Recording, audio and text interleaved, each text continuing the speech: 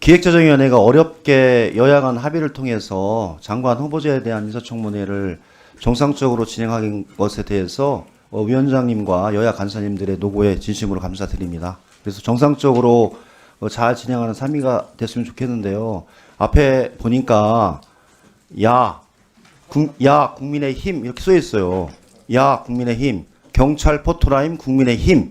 그래서 서로 국민의힘한테 야라고 하는 건지 경찰 포토라인에 국민의힘이 쓰라는 건지 그런 의미로 좀 받아들이는데, 좀 정상적인 인사청문회가 진행되는데 저희들이 여러 그 과정에서 문제가 많았고 그러면서 한번 청문회를 통해서 검증해보다는 취지로 진행을 했는데, 저는 저렇게 그 해주시는 거는 좀 떼고서 정상적으로 좀 청문회를 하는 게 필요하지 않은가. 만약에 이제 이런 사항들이 기재위에서 상당히 없었던 예인데 이게 일상화가 된다면 앞으로 이런 것을 가지고 기획재정위원회 뭐 청문회뿐만이 아니라 일상적인 상임이나 법안, 토의 등 정상적인 논의가 괜히 지연되거나 그럴 사안이 있을 것 같습니다. 저는 국민의힘의 주장과 내용에 대해서 국민의힘에서 판단하시는 것에 대해서 제가 뭐 개입할 여지는 없지만, 그런 주장이 있다면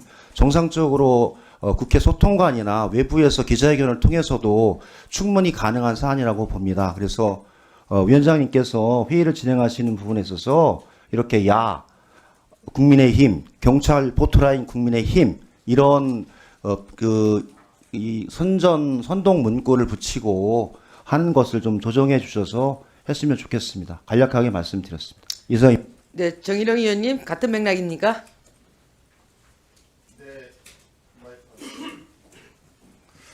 네, 정말 우여곡절 끝에 우리 후보자에 대한 인사청문회가 열리는데요. 우리 재정경제위원회가 그래도 품격 있게 그동안 잘 운영됐고요.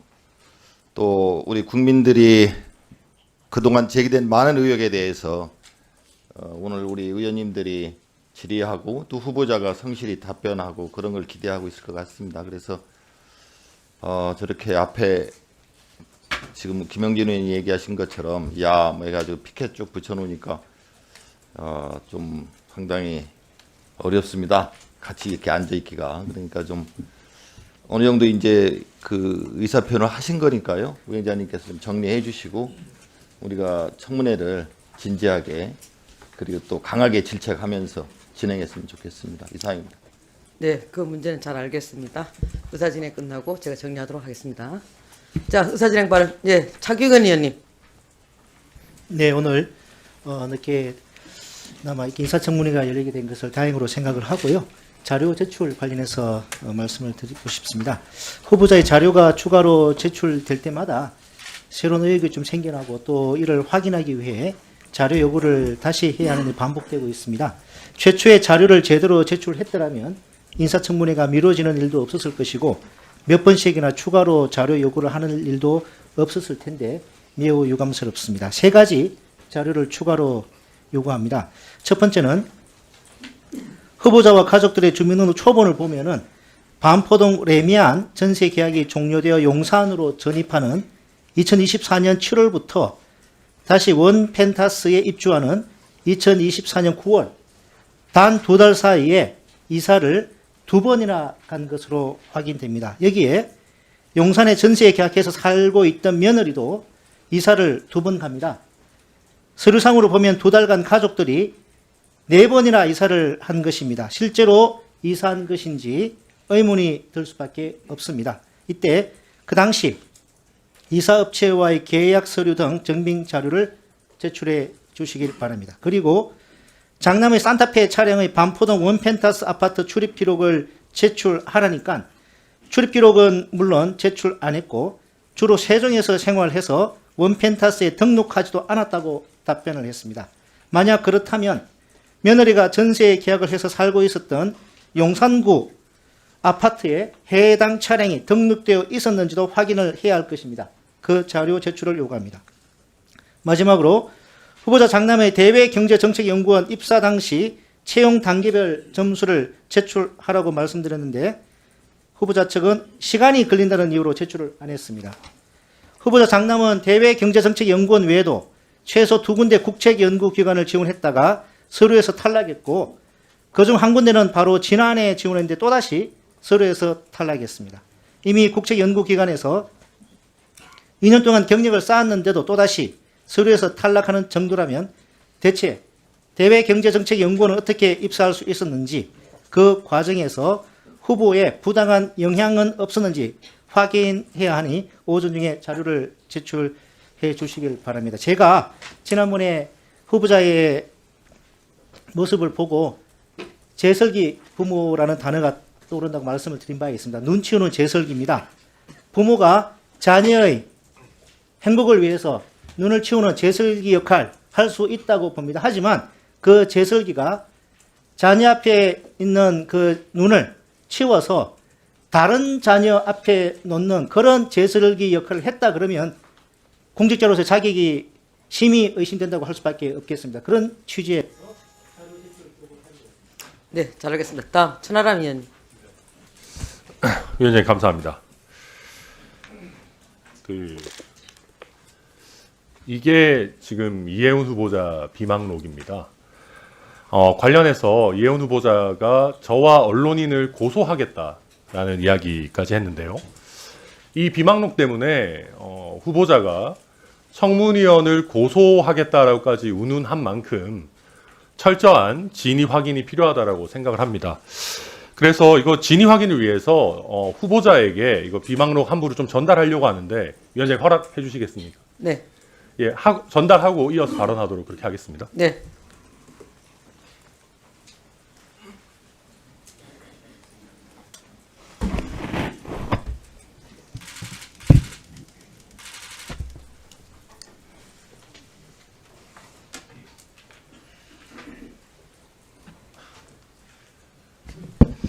위원장님께서 후보자에게 이 비망록이 본인이 작성한 것이 맞는지를 답변하게 해주시고 혹시 후보자가 지금 바로 답변하는 것이 어렵다라고 한다면은 오후 청문회 시작 전까지 저희 의원실로 또 우리 위원회에 답변하도록 해주시면 감사하겠습니다. 아울러서 아무래도 우리 청문위원님들께서도 이해운 후보자가 이 진위에 대해서 진실하게 답변하는지를 판단하실 필요가 있을 것 같습니다. 그래서 위원장님께서 허락해 주신다면은 위원장님과 우리 청문위원님들께도 이 비망록을 한 부씩 좀 전달 드리려고 하는데 위원장님 괜찮으시겠습니까? 네, 괜찮습니다. 예, 그러면 좀 우리 실무진에서 전달해 주시기 부탁드리겠습니다. 그리고 아울러서 우리 존경한 차규근 위원님께서 잘 말씀해 주셨는데 이 장남의 원펜타스 관련 부전 성약 관련해서 실제 거주 여부를 판단할 만한 자료가 그 어떤 것도 제출되지 않았습니다. 그래서 차규근 위원님께서 잘 말씀해 주셨듯이 뭔가 차량 운행 기록이라든지 이런 부분들이 최소한 나와줘야 검증이 가능하고 만약에 이런 최소한의 자료도 제출하지 못한다라고 하면은 결국은 부정청약 사실을 인정한 것으로밖에 볼 수 없다. 그렇다라고 한다면 지금 청문회를 하실 것이 아니라 실제로 수사를 받으러 가셔야 되고 당첨 취소가 문제되는 상황이다. 그런 말씀 다시 한번 강조해서 드립니다. 이상입니다. 네, 다음 최현석 의원님. 예, 저도 자료 관련된 이야기인데요. 존경한 우리 천하람 의원님, 차규원 의원님과 좀 비슷한 맥락이지만 다시 한번 말씀드리겠습니다. 좀 반드시 짚고 넘어가야 될 게 있는데요. 청문회 논의를 위해서 모였던 우리 지난번 전체 회의 때 끝나고 나서 우리 후보자 측이 마치 자료 제출을 대부분 마친 것처럼 언론 플레이를 한 적이 있습니다. 75% 제출했다, 뭐 이렇게 이야기를 하신 적이 있는데 이거는 정말 새빨간 거짓말입니다. 저는 사실이 아닙니다. 후보자 측이 제출한 문서를 보고 정말 어이가 없었는데요. 1월 19일자 요구자료 제출 현황이라는 문서에는 기획처 요구자료가 100% 제출 완료라고 기재되어 있습니다. 근데 이 제출한 자료에 대해서 요청하신 내용에 대해 상세하게 답변드리기 곤란하다. 하나의 답변입니다. 개인의 신상과 관련된 개인정보로 보호를 위해 제출이 곤란하다. 이 또 하나의 또 답변입니다. 아니 이런 문구로 사실상 자료 제출을 거부해 놓고 이거를 자료 제출한 건수로 카운트해서 밖에 나가서 언론 플레이를 한다? 이거는 정말 우리 후보자로서는 해서는 안 될 행태고 정말 어처구니 없는 행태라고 생각합니다. 그리고 추가로 제출된 자료도 역시 부실하기 짝이 없습니다. 국민적인 공분을 사고 있는 원펜타스 부정청약 관련 위장 전입 의혹에 대해서 정말 검증에 필수한 자료, 필수적인 자료, 출입 기록, 뭐 등록 기록, 또 실제 거부를 확인할 수 있는 거주 여부를 확인할 수 있는 장남의 신용카드 사용 내역 등 핵심 자료들은 끝내 하나도 안 냈습니다. 저는 이러한 부분들을 그냥 묵과할 수 없다고 생각합니다. 자료 제출을 다 한 것처럼 포장하며 청문회를 형이화하려는 시도에 대해서는 이 자리에서 반드시 짚고 넘어가야 됩니다. 후보자 측이 국회를 무시하고 국민들을 우롱한 이른바 숫자 노름에 대해 국민 여러분 앞에서 분명히 사과하시도록 위원장님의 조치를 부탁드립니다. 또 원펜타스 부정청약 관련 요구 자료들은 어차피 이거 국토부나 경찰에 다 제출해야 될 자료들입니다. 결국 경찰에서 조사를 할 텐데 제출해야 될 자료를 수사기관에만 제출하고 우리 국회에 제출하지 않겠다는 것은 이 또한 국회를 무시하고 국민을 우롱하는 처사라고 생각합니다. 그래서 이 부분 저는 뭐 일단 아까 시간을 두 분은 어떻게 정했는지 모르겠지만 저는 한 오후 4시까지는 제출해 주셔야 오늘 청문회 중에서 원펜타스의 부정청약 사건에 대한 진실을 가릴 수 있을 거라고 보고 이 부분은 위원장님께서 엄중히 조치를 해 주시기 바랍니다. 이상입니다. 네, 윤영석 의원님부터. 예, 그 후보자의 그 세 자제들이 그 대부업체인 J2BC 그 회사채에 보유를 했죠. 그래서 이제 이 부분에서 2018년도에 그 보유하던 회사채를 세 자제가 그 보유하던 회사채 3억 원을 전액 상환을 받고 이제 보전을 받았고 후보자의 배우자가 이 회사채 3억 원을 매입함으로써 결국 손실을 이제 떠안게 되는데 이것은 전형적인 우회정리다 이렇게 이제 보입니다. 그래서 이와 관련해서 2018년 당시에 세 자제들의 그 J2BC 회사채 매도 과정과 또 후보자 배우자의 매입 사유 그리고 매도한 회사채의 일련 번호와 후보자 배우자가 매입한 회사채의 일련 번호 이걸 오전 중에 제출해 주시기 바랍니다. 그리고 방금 그 최현석 위원님 말씀대로 그 원펜타스 관련해서 그 자료들 동일하게 제출해 주시기 바랍니다. 네, 다음 박수민 의원님. 예, 위원장님 감사합니다. 제가 지난번에 후보자가 페이스북, 블로그, 유튜브 모두 다 폐쇄 혹은 삭제했다고 제 지적을 했습니다. 지금 이 시간까지 열리지 않고 있습니다. 후보자의 정책 전문성, 정책적 일관성, 정치적 신념을 검증하려면 과거에 어떤 생각을 했고 어떤 발언을 했는지 알아야 합니다. 이미 국민들에게 투명히 공개했던 블로그 아닙니까? 유튜브고 페이스북이고 근데 뭘 감추고 싶은 건지 지금 이 순간까지도 폐쇄 혹은 다 삭제되어 있습니다. 위원장님, 오늘 청문회 끝나기 전까지 아닙니다. 오전 중에 그 SNS 다시 다 열어달라고 강력히 주문해 주십시오. 과거에 어떤 정치적 생각을 했고 정책적 신념이 있는지 이거 국민 앞에서 왜 가리고 있는지 이해되지 않습니다. 이상입니다. 네, 수고하셨습니다. 정인영 의원님. 네, 감사합니다, 위원장님. 그 제가 자료 요청했는데 안 온 게 있는데요. 오늘 여러 의원님들이 말씀하신 것과 같은 맥락입니다. 레미안 원펜터스 청약이 이게 가장 큰 논란을 가지고 있는데 이게 보면은 청약 가점 74점 중에 무주택 기간이 32점, 부양 가족 수가 25점, 입주자 저축 가입 기간이 17점. 그때 137 A형 물량이 8세대였고 648명이 청약 신청을 해가지고 8명이 당첨되고 640명이 낙첨되었어요. 후보자가 74점 마지막 커트라인으로 당첨이 됐는데요. 이와 관련해서 제가 가장 기본적인 분양 신청서를 제출해달라고 요청을 했습니다. 그랬더니 후보자 측에서 인터넷 청약이라 제출하지 못한다고 답이 왔는데 제가 볼 때는 인터넷 청약이라도 신청자가 입력한 정보, 신청 내역은 확인 제출이 가능하다고 또 제출할 수 있다고 봅니다. 그 분양 신청서 내역 오늘 오후 3시까지 제출해 주시기 바랍니다. 그리고 위원장님께서 좀 국토부에 관련 자료 확인해서 74점으로 당첨됐는데 74점이 한 명 더 있습니다. 만약에 후보자 그때 그 당첨이 취소된다고 하면은 74점 같은 74점인데 그 신청인이 당첨될 수 있는 것인지 법적으로 국토부의 의견과 자료를 좀 주었으면 좋겠고요. 그다음에 또 오늘 자료가 자료 제출 요구도 있고 뭐 이게 배포도 됐는데 비망록 관련해서 이 보면은 뭐 상당히 주술적 뭐 종교적 표현 또 여러 가지 선거에 관련되는 내용들이 많은데 후보자께서 사실이 아니다 이렇게 말씀하신 걸로 알고 있습니다.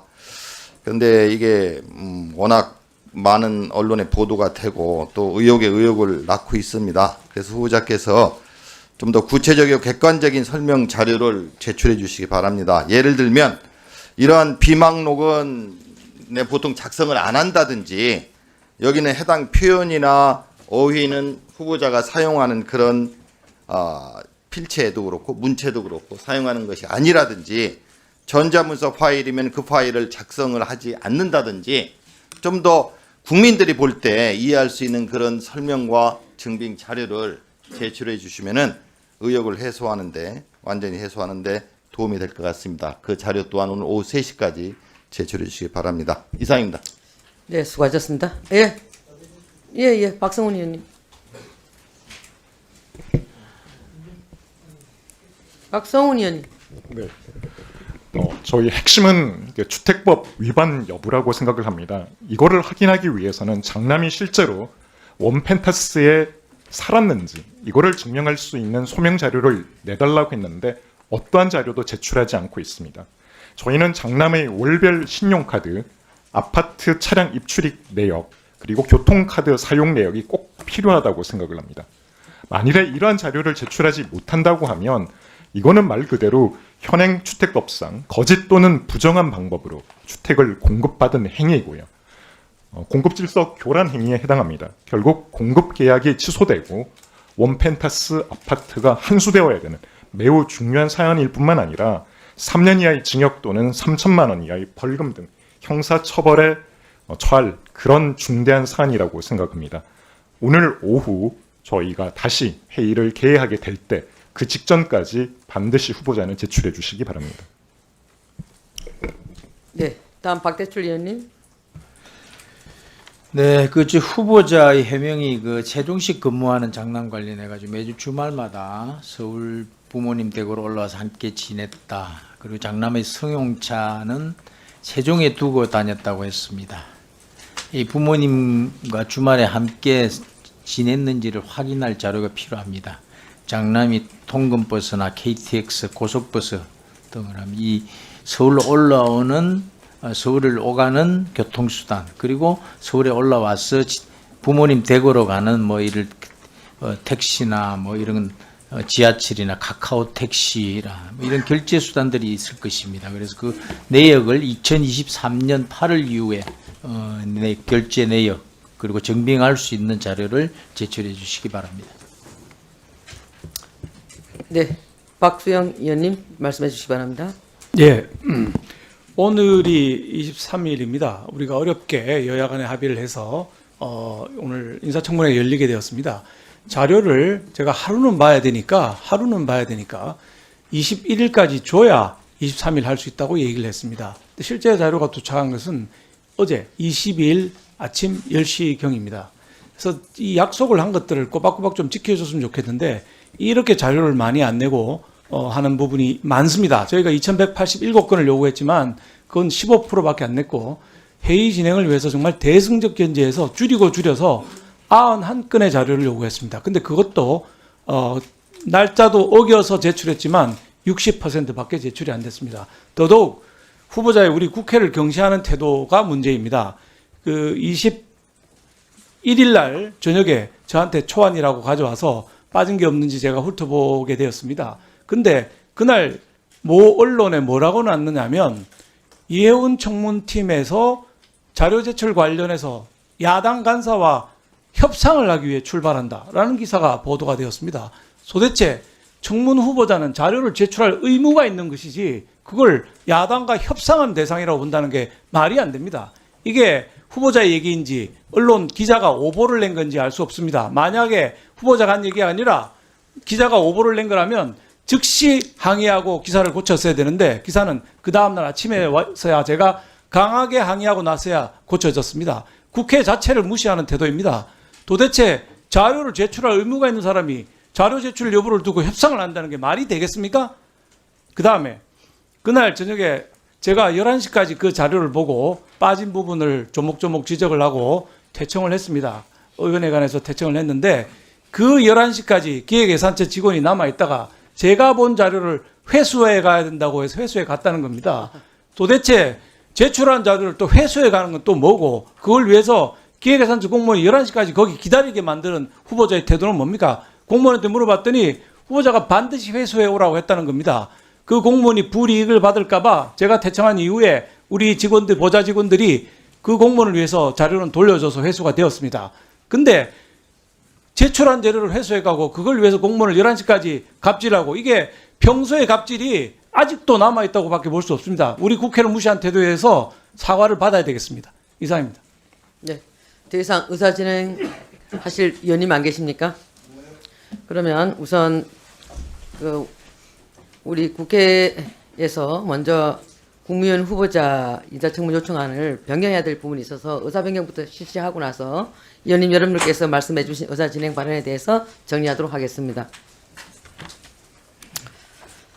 인사청문회 날짜가 오늘로 변경됨에 따라서 인사청문회에 들어가기에 앞서 인사청문회 실시 계획서 및 정인 등 출석 요구 변경의 건을 먼저 의결하도록 하겠습니다. 인사청문회는 공직 후보자의 선서와 모두 발언을 들은 다음 의원님들의 질의와 공직 후보자의 답변, 그리고 공직 후보자의 마무리 발언을 듣는 순서로 진행하겠습니다. 그리고 정인과 참고인에 대한 질의는 주 질의를 마친 후 보충 질의를 시작할 때 함께 실시하도록 하겠습니다. 그러면 의사일정에 들어가겠습니다.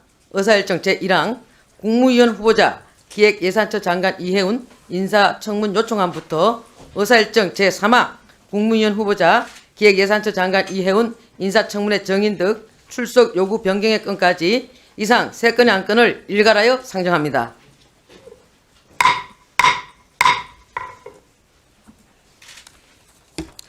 먼저 의사일정 제2항 국무위원 후보자 기획예산처 장관 이해운 인사청문회 실시 계획서 변경의 건은 단말기에 배부해드린 자료와 같이 인사청문회를 1월 23일에 실시하는 것으로 변경하려는 것인데 이의 없으십니까?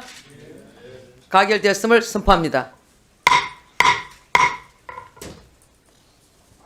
다음으로 의사일정 제3항 국무위원 후보자 기획예산처 장관 이해운 인사청문회 정인 등 출석 요구 변경의 건은 단말기에 배부해드린 자료와 같이 정인 및 참고인의 출석 요구일을 1월 23일로 변경하려는 것인데 이의 없으십니까?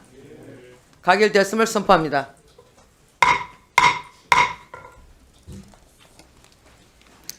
의사일정 제4항 국무위원 후보자 기획예산처 장관 이해운 인사청문회를 상정합니다.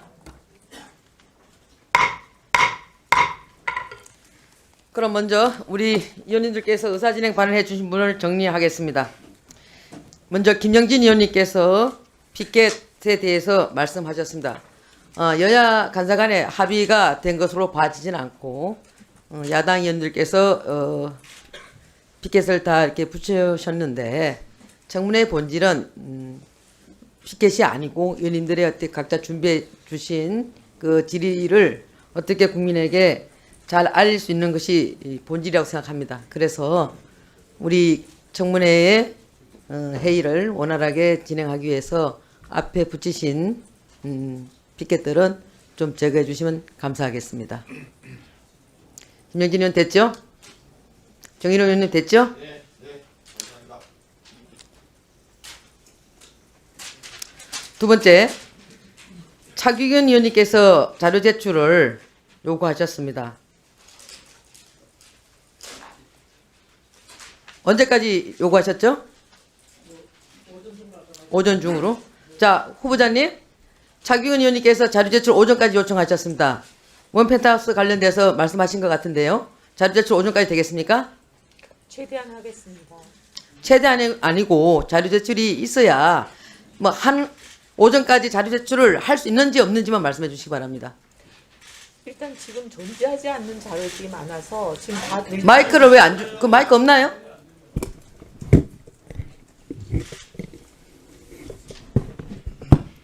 네, 지금 관계 기관에 그리고 관련되는 곳에 저희들이 다 연락해서 최대한 구하고 있었습니다.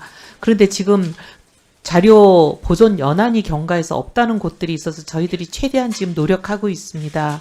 그래서 지금 그럼 못한다는 거죠? 아니 열심히 하겠습니다. 아니 지금까지 차규근 의원님께서 자료 제출 요구가 오늘 이루어진 것은 아닌데 지금까지 해도 없기 때문에 자료 제출을 못한다는 것이죠? 아닙니다. 할 수 있는 부분이 합니까? 있습니다. 예. 몇 시까지 할 겁니까? 오후 개회하기 전까지로 좀 해주시면 어떻겠습니까? 오후 2시 전까지요? 차규근 의원님 되셨죠? 다음 천하람 의원님께서 지금 비망록을 돌리셨습니다. 그래서 진위 여부를 확인해 달라고 했는데요. 지금 후보자님께서는 이 부분을 지금 이 자리에서 진위 여부를 확인하시겠습니까? 아니면 오후에 들어가기 전까지? 아니요, 이건 제가 작성한 것이 아닙니다. 네, 알겠습니다. 그리고 저는 한글 파일로 이런 걸 만들지를 않습니다. 네. 자, 여기 대해서 천하람 의원님, 예, 비망록이 본인이 작성한 것이 아니라고 분명히 말씀하셨습니다. 네, 그 부분은 아마 이제 제가 전달해드린 비망록 파일을 보시고 우리 청문위원님들과 또 위원장님께서 판단해 주실 부분이라고 생각하고요. 다시 한번 후보자에게 위증의 벌을 받는다는 점 고지해 주시고 결국 후보자께서 실제 명확한 사실을 부인한다라고 하면은 저희 입장에서도 결국 국민들의 판단에 맡길 수밖에 없습니다. 그러니까 결국 후보자가 이걸 작성한 게 아니라고 하면 뭐 이건 후보자와 관련이 없는 문서라는 뜻인데 그렇다고 하면 제가 이것을 대국민 공개를 하더라도 후보자는 전혀 이의를 제기하지 않겠다라는 것인지 위원장님 다시 한번 확인해 주시면 감사하겠습니다. 제가 이해하기로는 후보자께서는 본인은 한글 파일을 쓰지 않는다고 했습니다. 그러니까 이 글의 형태를 말씀하시는 거지 내용적인 측면에서 또 안 썼다는 얘기시죠, 후보자님? 내용도 제가 동의하지 않는 부분이 많고요. 사실이 아닌 부분들이 그럼 많습니다. 쓴 부분도 있습니까? 본인이 하신 부분도 있습니까? 아니요. 그런 건 아니고 제가 보기에는 저의 여러 가지 일정, 우리 사무실 직원들은 다 공유하고 있는 여러 가지 일정들을 기반으로 누군가가 작성한 사람이 제3자가 제가 보기에는 본인의 짐작과 여러 가지 소문을 버무린 것으로 보입니다. 자, 그러면 위정하시면 처벌받는다는 것도 알고 계시나요? 그럼요. 자, 그러면 전화는 됐죠? 네, 그러면 예 마지막으로 이 부분을 국민들의 판단을 위원장님 아까 말씀드렸는데 제가 할게요. 예. 제출 요구에 관해서 이렇게 했던 예는 없는 것 같아요. 위원장님이 지시하시고 해야지 질의응답을 가지고 진행하지 말고 자, 회의 정상적으로 진행은 해주시죠. 위원장님, 김영진 의원님, 회의 진행은 제가 합니다. 그리고 제가 합리적으로 제 회의를 진행하고 있으니까 그 부분에 대해서는 이의 제기하지 마시기 바랍니다. 어쨌든 자.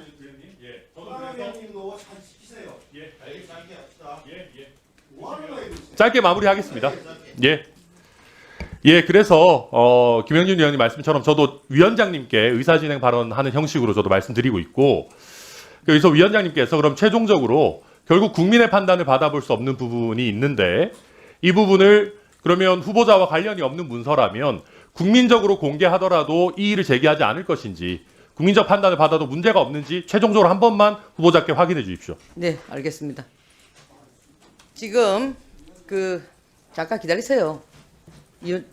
발언권 드릴 테니까.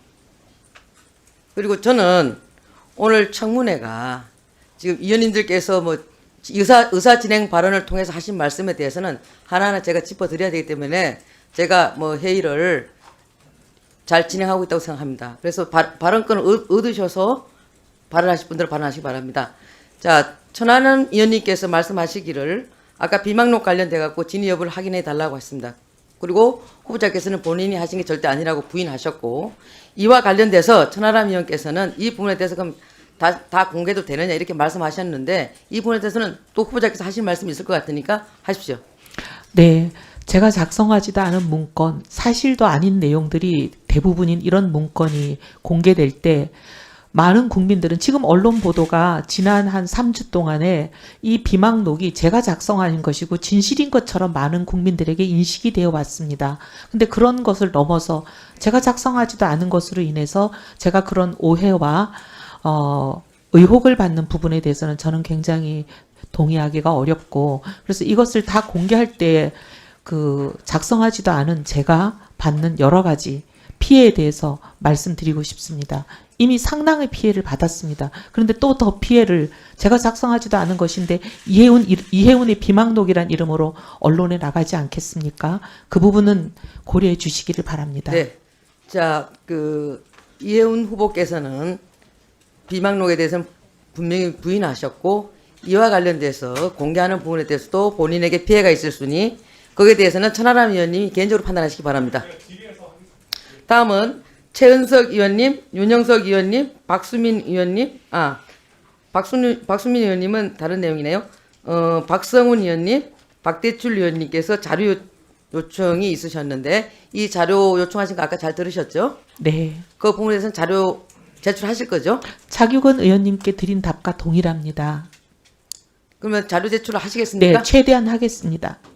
할 수 있는 모든 것을 다 내겠습니다. 오전 중으로 그 부분에 대해서는 이따 오후 회의가 시작되기 전까지 자료 제출에 관련돼 가지고는 각 의원님들과 정리하시기 바랍니다. 네, 그렇게 하겠습니다. 네, 다음은 박수민 의원님께서 말씀하신 SNS를 열어달라는 요청이 있으셨습니다. 여기 대해서는 어떻게 생각하십니까? SNS는 이번 청문회와 상관이 없이 제가 지난 여름에 정치를 마무리하기로 은퇴하기로 결정을 하고 그때 다 폐쇄했던 것들입니다. 그리고 지금 제가 그 계정이나 이런 걸 가지고 있지 않습니다. 네. 마이크 쓰십시오, 마이크. 예. 예, 정치를 지난 여름에 접었다고 하는데 최근까지 지명 직전까지 당협위원장이었습니다. 정치인이었고요. 그리고 시점 저희가 확인한 바로는 지명 후에 폐쇄된 것으로 알고 있습니다. SNS는 어차피 대국민 공개를 위해서 올렸던 것이고 그것이 지금 열리지 않는 것에 대해서 이해하기 어렵습니다. 오픈해 주기를 열어주기를 간곡히 요청드립니다. 위원장님. 자, 박수민 의원님 그 부분에 대해서는 개인 질의 시간을 통해서 다시 질의하시기 바랍니다. 그리고 정일영 의원님께서 말씀해 주신 분양 신청서 관련돼서 자료 제출 요구가 있으셨는데요. 우리 위원회 이름으로 국토부에다 이 부분을 갖다가 확인할 수 있나요? 전문 의원님? 오늘 중으로 될까요? 국토부 확인이 지금 필요하시다고 말씀하셨거든요.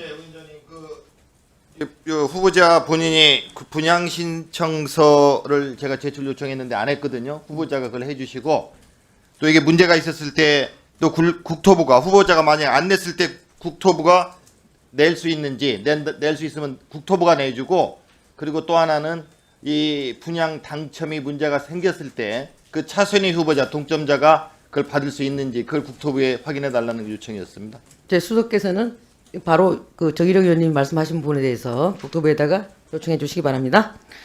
자, 그리고 또 있습니까? 비망록 관련해서 예, 말씀하십시오. 아까 말씀드린 게 후보자가 좀 말씀을 하셨는데 이거 파일이 한글 파일 쓰지 않는다 뭐 그런 식으로 그게 하는 예입니다. 제가 얘기한 대로 표현 어휘 이런 게 내 게 아니다. 뭐 문체도 필체도 그 파일도 이런 게 아니다. 그러니까 비명록은 내가 본인이 만든 게 후보자가 만든 게 아니다라는 증빙 그런 걸 좀 자료 합해서 오늘 오후 3시까지 가능하시겠죠? 네. 저희가 그걸 요청한 겁니다. 네, 그렇게 하겠습니다. 네, 그렇게 하겠답니다. 네, 그렇게 하겠습니다. 마지막으로 박수영 의원님께서 후보자의 태도에 대해서 말씀하셨습니다. 그 부분에 대해서는 후보자님 사과하실 생각 있으십니까? 오해가 있는 것 같아서 좀 사실 부분을 말씀드리겠습니다.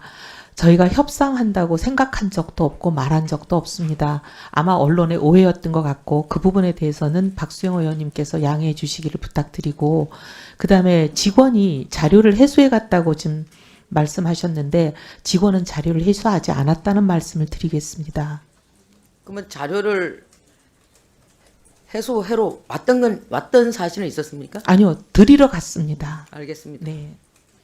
자, 박순영 의원님께서도 이 부분에 대해서는 개인 질의 시간을 통해서 질의해 주시기 바랍니다. 네, 최현승 의원님. 여기 저번 전체 회의 이후에 자료 제출을 75% 했다 이러면서 언론 플레이를 했던 것에 대해서 명확하게 국회를 무시하고 국민을 우롱한 것이다. 거기에 대한 사과가 필요하다라고 말씀을 드렸는데 그걸 빠뜨리신 것 같습니다. 제가 후보자가 거기에 대해서는 사과를 해야 된다고 봅니다. 아니 이게 어떻게 요청하신 내용에 대해 상세하게 답변 드리기 곤란하다. 이거를 답변에 카운팅해가지고 밖에 나가서 언론한테 이렇게 언론 플레이를 합니까? 이게 후보자로서의 자세, 저는 후보자의 자세가 이 우리 국회에 대해서 정말로 존중하는 자세가 1도 없는 것 같습니다. 여기에 대해서 사과를 꼭 받아야 되겠습니다. 네. 그 박수영 의원님 관련돼서 야당 간사와 자료 제출 관련돼서 협의 중이다라는 그 얘기가 들어왔을 때 저도 깜짝 놀랐습니다. 그런데 뭐 그게 아니라고 그러니까 일단 나중에 개인 시간을 통해서 질의해 주시고, 지금 그 최현석 의원님께서 말씀하신 75%와 15%는 서로가 그 카운팅하는 자체가 좀 각자의 기준에 따라서 할 수 있는 부분들이 있습니다. 그럼에도 불구하고 여기에 대해서 후보자 하실 말씀 있으면 하십시오. 국회의 권위를 훼손하거나 국회를 경시하거나 할 생각은 정말 없습니다. 그리고 제가 국회에서 12년간 일을 했던 사람으로서 국민의 대표인 국회를 얼마나 존중해야 되는지, 그리고 그게 왜 필요한지에 대해서는 감히 말씀드리건대 누구보다 잘 알고 있습니다. 그런 일은 없고 앞으로도 절대 없을 것이라는 약속의 말씀을 드립니다. 자, 그러면 더 이상 이제 의사 진행 발언에 대해서 정리가 다 된 것 같습니다. 정태훈님 됐죠? 먼저 공직 후보자의 선서를 받도록 하겠습니다. 후보자께서는 발언대로 나오셔서 오른손을 들어 선서해 주시고, 선서가 끝난 후 서명한 선서문을 위원장에게 직접 제출해 주시기 바랍니다.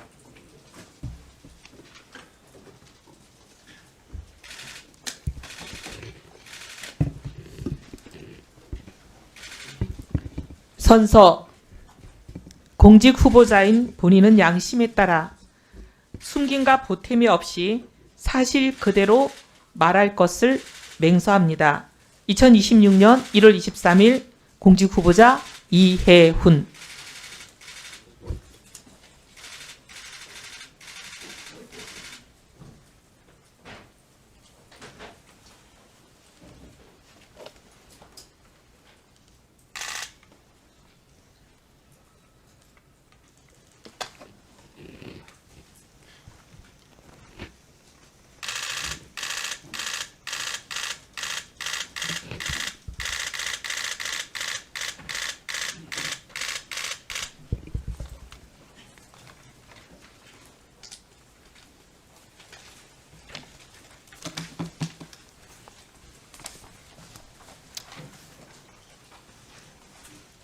네, 다음은 공직 후보자의 모두 발언을 듣도록 하겠습니다. 이혜훈 후보자께서는 인사청문회법에 따라 10분 이내로 모두 발언을 해주시기 바랍니다.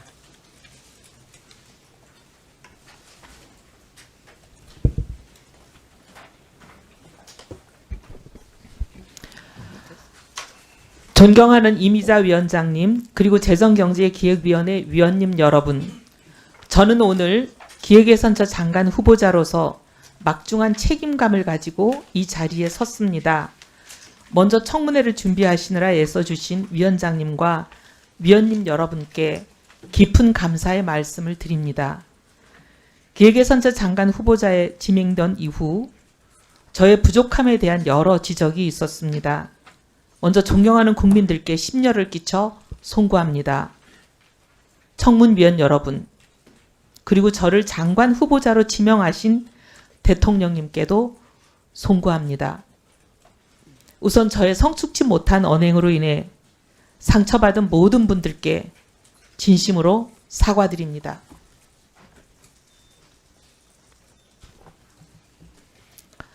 정책에 대한 집념과 결과로만 증명하겠다는 성과에 매몰된 외눈박이로 살아오면서 저와 함께했던 소중한 동료들에게 상처를 드린 점을 제대로 보지 못했습니다. 뼈저리게 반성합니다. 또한 내란에 동조했다는 비판을 피하기 어려운 잘못된 판단의 자리에 서 있었음을 다시 한번 사과드립니다. 어떠한 변명도 하지 않겠습니다. 책임은 오롯이 저에게 있습니다. 잘못을 즉시 인정하지 못하고 무려 1년이란 긴 세월을 망설임과 침묵 속에서 흘려보냈다는 사실, 즉 이 늦은 사과가 그 자체가 또 하나의 잘못임을 분명하게 인정합니다. 제가 평생 쌓아온 재정정책의 경험과 전문성으로 국민주권 정부의 성공에 단 한 분이라도, 한 부분이라도 기여할 기회를 주신다면 저의 과오를 국정의 무게로 갚으라는 국민의 명령으로 알고 사력을 다하겠습니다. 장관직을 제안받고 깊은 고민을 했습니다.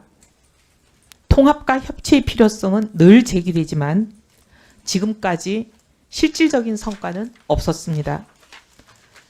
과거 여당이 소수당일 때는 통합의 손길이 세불리기로 오해받기도 했고 강력한 힘으로 뒷받침되지 못해 실질적인 성과를 내지 못했습니다. 그러나 지금은 거대 야당으로서 세불리기 자체가 필요치 않은 상황에서 나온 통합의 발걸음은 협치의 제도화를 향한 대통령님의 진정성으로 읽혔습니다. 진영 정치에 발목 잡혀 한 걸음도 앞으로 나가지 못하는 지금의 대한민국에 새로운 길을 여는 일에는 돌을 맞더라도 동참하겠다는 심정으로 이 자리에 서게 되었습니다.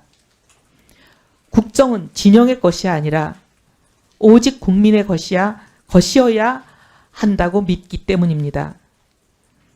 그동안 소신을 접은 변절이라는 공격도 받았습니다.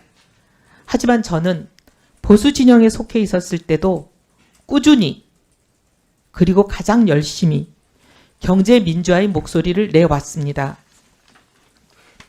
최저임금법 개정안, 이자 제한법 개정안, 휠체어 금지법 등을 발의했을 때는 당을 떠나라는 숱한 공격을 받기도 했지만 이겨내 왔습니다.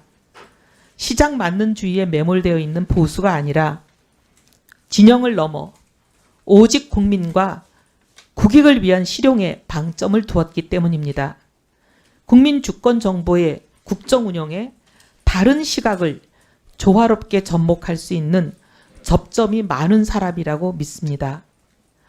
재정도 마찬가지입니다. 4분기 연속 0%대 성장을 기록하다가 겨우 경기 회복세의 기로에 선 이 시점에 잠재 성장률을 반등시키고 양극화와 K자형 회복을 완화하기 위해서는 재정의 적극적인 역할이 필요하기에 재정의 생산성과 재정의 지속 가능성에 대한 주의와 관심 또한 그 어느 때보다 중요합니다. 그동안 지출 효율화를 일관되게 주장해온 사람으로서 중복은 걷어내고 누수는 막아내는 일에 성과를 낼 준비가 되어 있습니다. 재정이 필요한 시점에 제 역할을 충실히 하면서도 데이터와 성과 분석에 기반한 재정 운영을 통해서 예산의 효율성을 극대화하는 똑똑한 재정을 하자는 것이 저의 일관된 지론입니다. 국책연구소에서 재정과 복지를 담당했던 6년간의 경험과 국회에서 재정기획위원회와 예결위를 담당한 12년간의 경험을 오롯이 쏟아붓겠습니다. 지금 국가재정과 예산 운영은 과거와는 전혀 다른 차원의 전략과 역할을 요구받고 있습니다. 트럼프 시대 이후 완전히 변화된 국제정세와 새로운 경제질서 속에서 대한민국을 지켜내기 위해서입니다. 대한민국 경제는 단기적으로는 고환율과 높은 체감 물가라는 이중고를 안고 있고 중장기적으로는 회색 코뿔소라고 불리는 5대 위기 요인에 직면해 있습니다. 인구위기, 기후위기, AI 산업기술의 대격변, 양극화, 지역소멸, 어느 하나 소홀히 할 수 없는 성장 잠재력의 저해 요인들입니다. 중장기적 관점에서 멀리 보고 국가의 미래를 계획하고 예산을 그 계획에 연계시킴으로써 국가 미래 계획의 실현 가능성을 높이겠다는 것이 기획예산처의 출범 이유입니다. 즉 예산을 국가 비전을 실현하는 수단으로 정책 우선순위를 조정하는 도구로 성과 중심의 관리 수단으로 전환하는 임무를 저의 마지막 소명으로 알고 다음 4가지 과업에 저의 모든 역량을 쏟아붓겠습니다.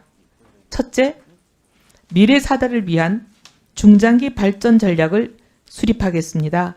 새로운 성장 패러다임을 제시하겠습니다. 도출된 과제들이 계획대로 실행되어 국민들에게 그 성과를 체감하실 수 있도록 예산과도 긴밀하게 연계하겠습니다. 둘째, 성장과 복지의 동시 달성을 위해 지속 가능한 성장 기반을 확립함으로써 기본권이 보장되는 공동체 실현을 뒷받침하겠습니다. 성장과 복지는 상충되는 목표가 아니라 함께 갈 수밖에 없고 함께 가야 한다는 소신으로 사회 안전망을 촘촘히 재정비하겠습니다.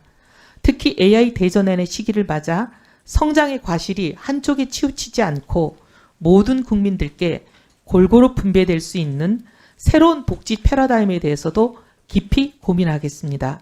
셋째, 재정을 성장의 마중물로 삼고 동시에 재정의 지속 가능성도 확보하는 선순환 구조를 구축하겠습니다.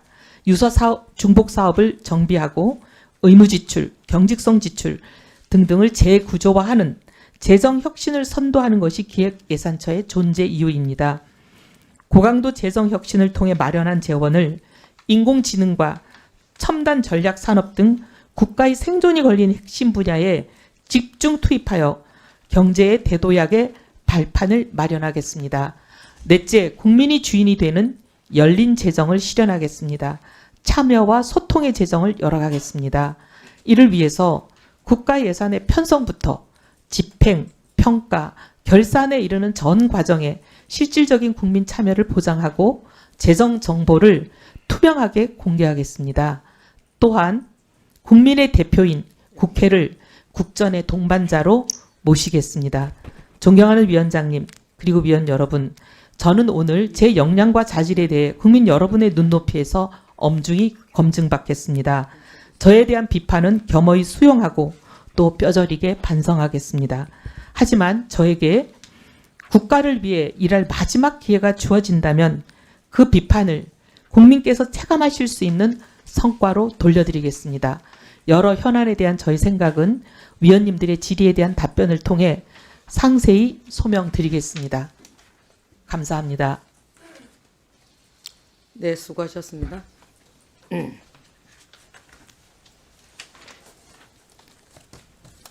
네, 후보자님, 수고하셨는데요. 제가 좀 이렇게 후보자님 말씀을 듣다 보니까 정책에 대한 진전과 결과로만 증명하겠다는 성과에 매몰된 외눈박이로 살아오면서 이렇게 말씀하셨는데, 이 외눈박이라는 말이 한쪽 눈이 멀거나 이런 사람들에게 낮잡아서 하는 말이기도 한데, 이 부분 수정할 생각 없으십니까? 네, 죄송합니다. 그 부분 생각 못했습니다. 수정하겠습니다. 이런 하나부터 후보자님의 태도가 보이는 겁니다. 다음은 후보자에 대한 질의답변 순서가 되겠습니다. 질의와 답변은 일문일답 방식으로 하고 주질의 시간은 답변 시간을 포함해서 7분으로 하겠습니다. 순서에 따라서 존경하는 최은석 의원님 질의해 주시기 바랍니다. 예, 후보자님, 장남이 연세대학교 경제학과 몇 년도 입학했습니까? 2010년도로 기억하고 있습니다. 네.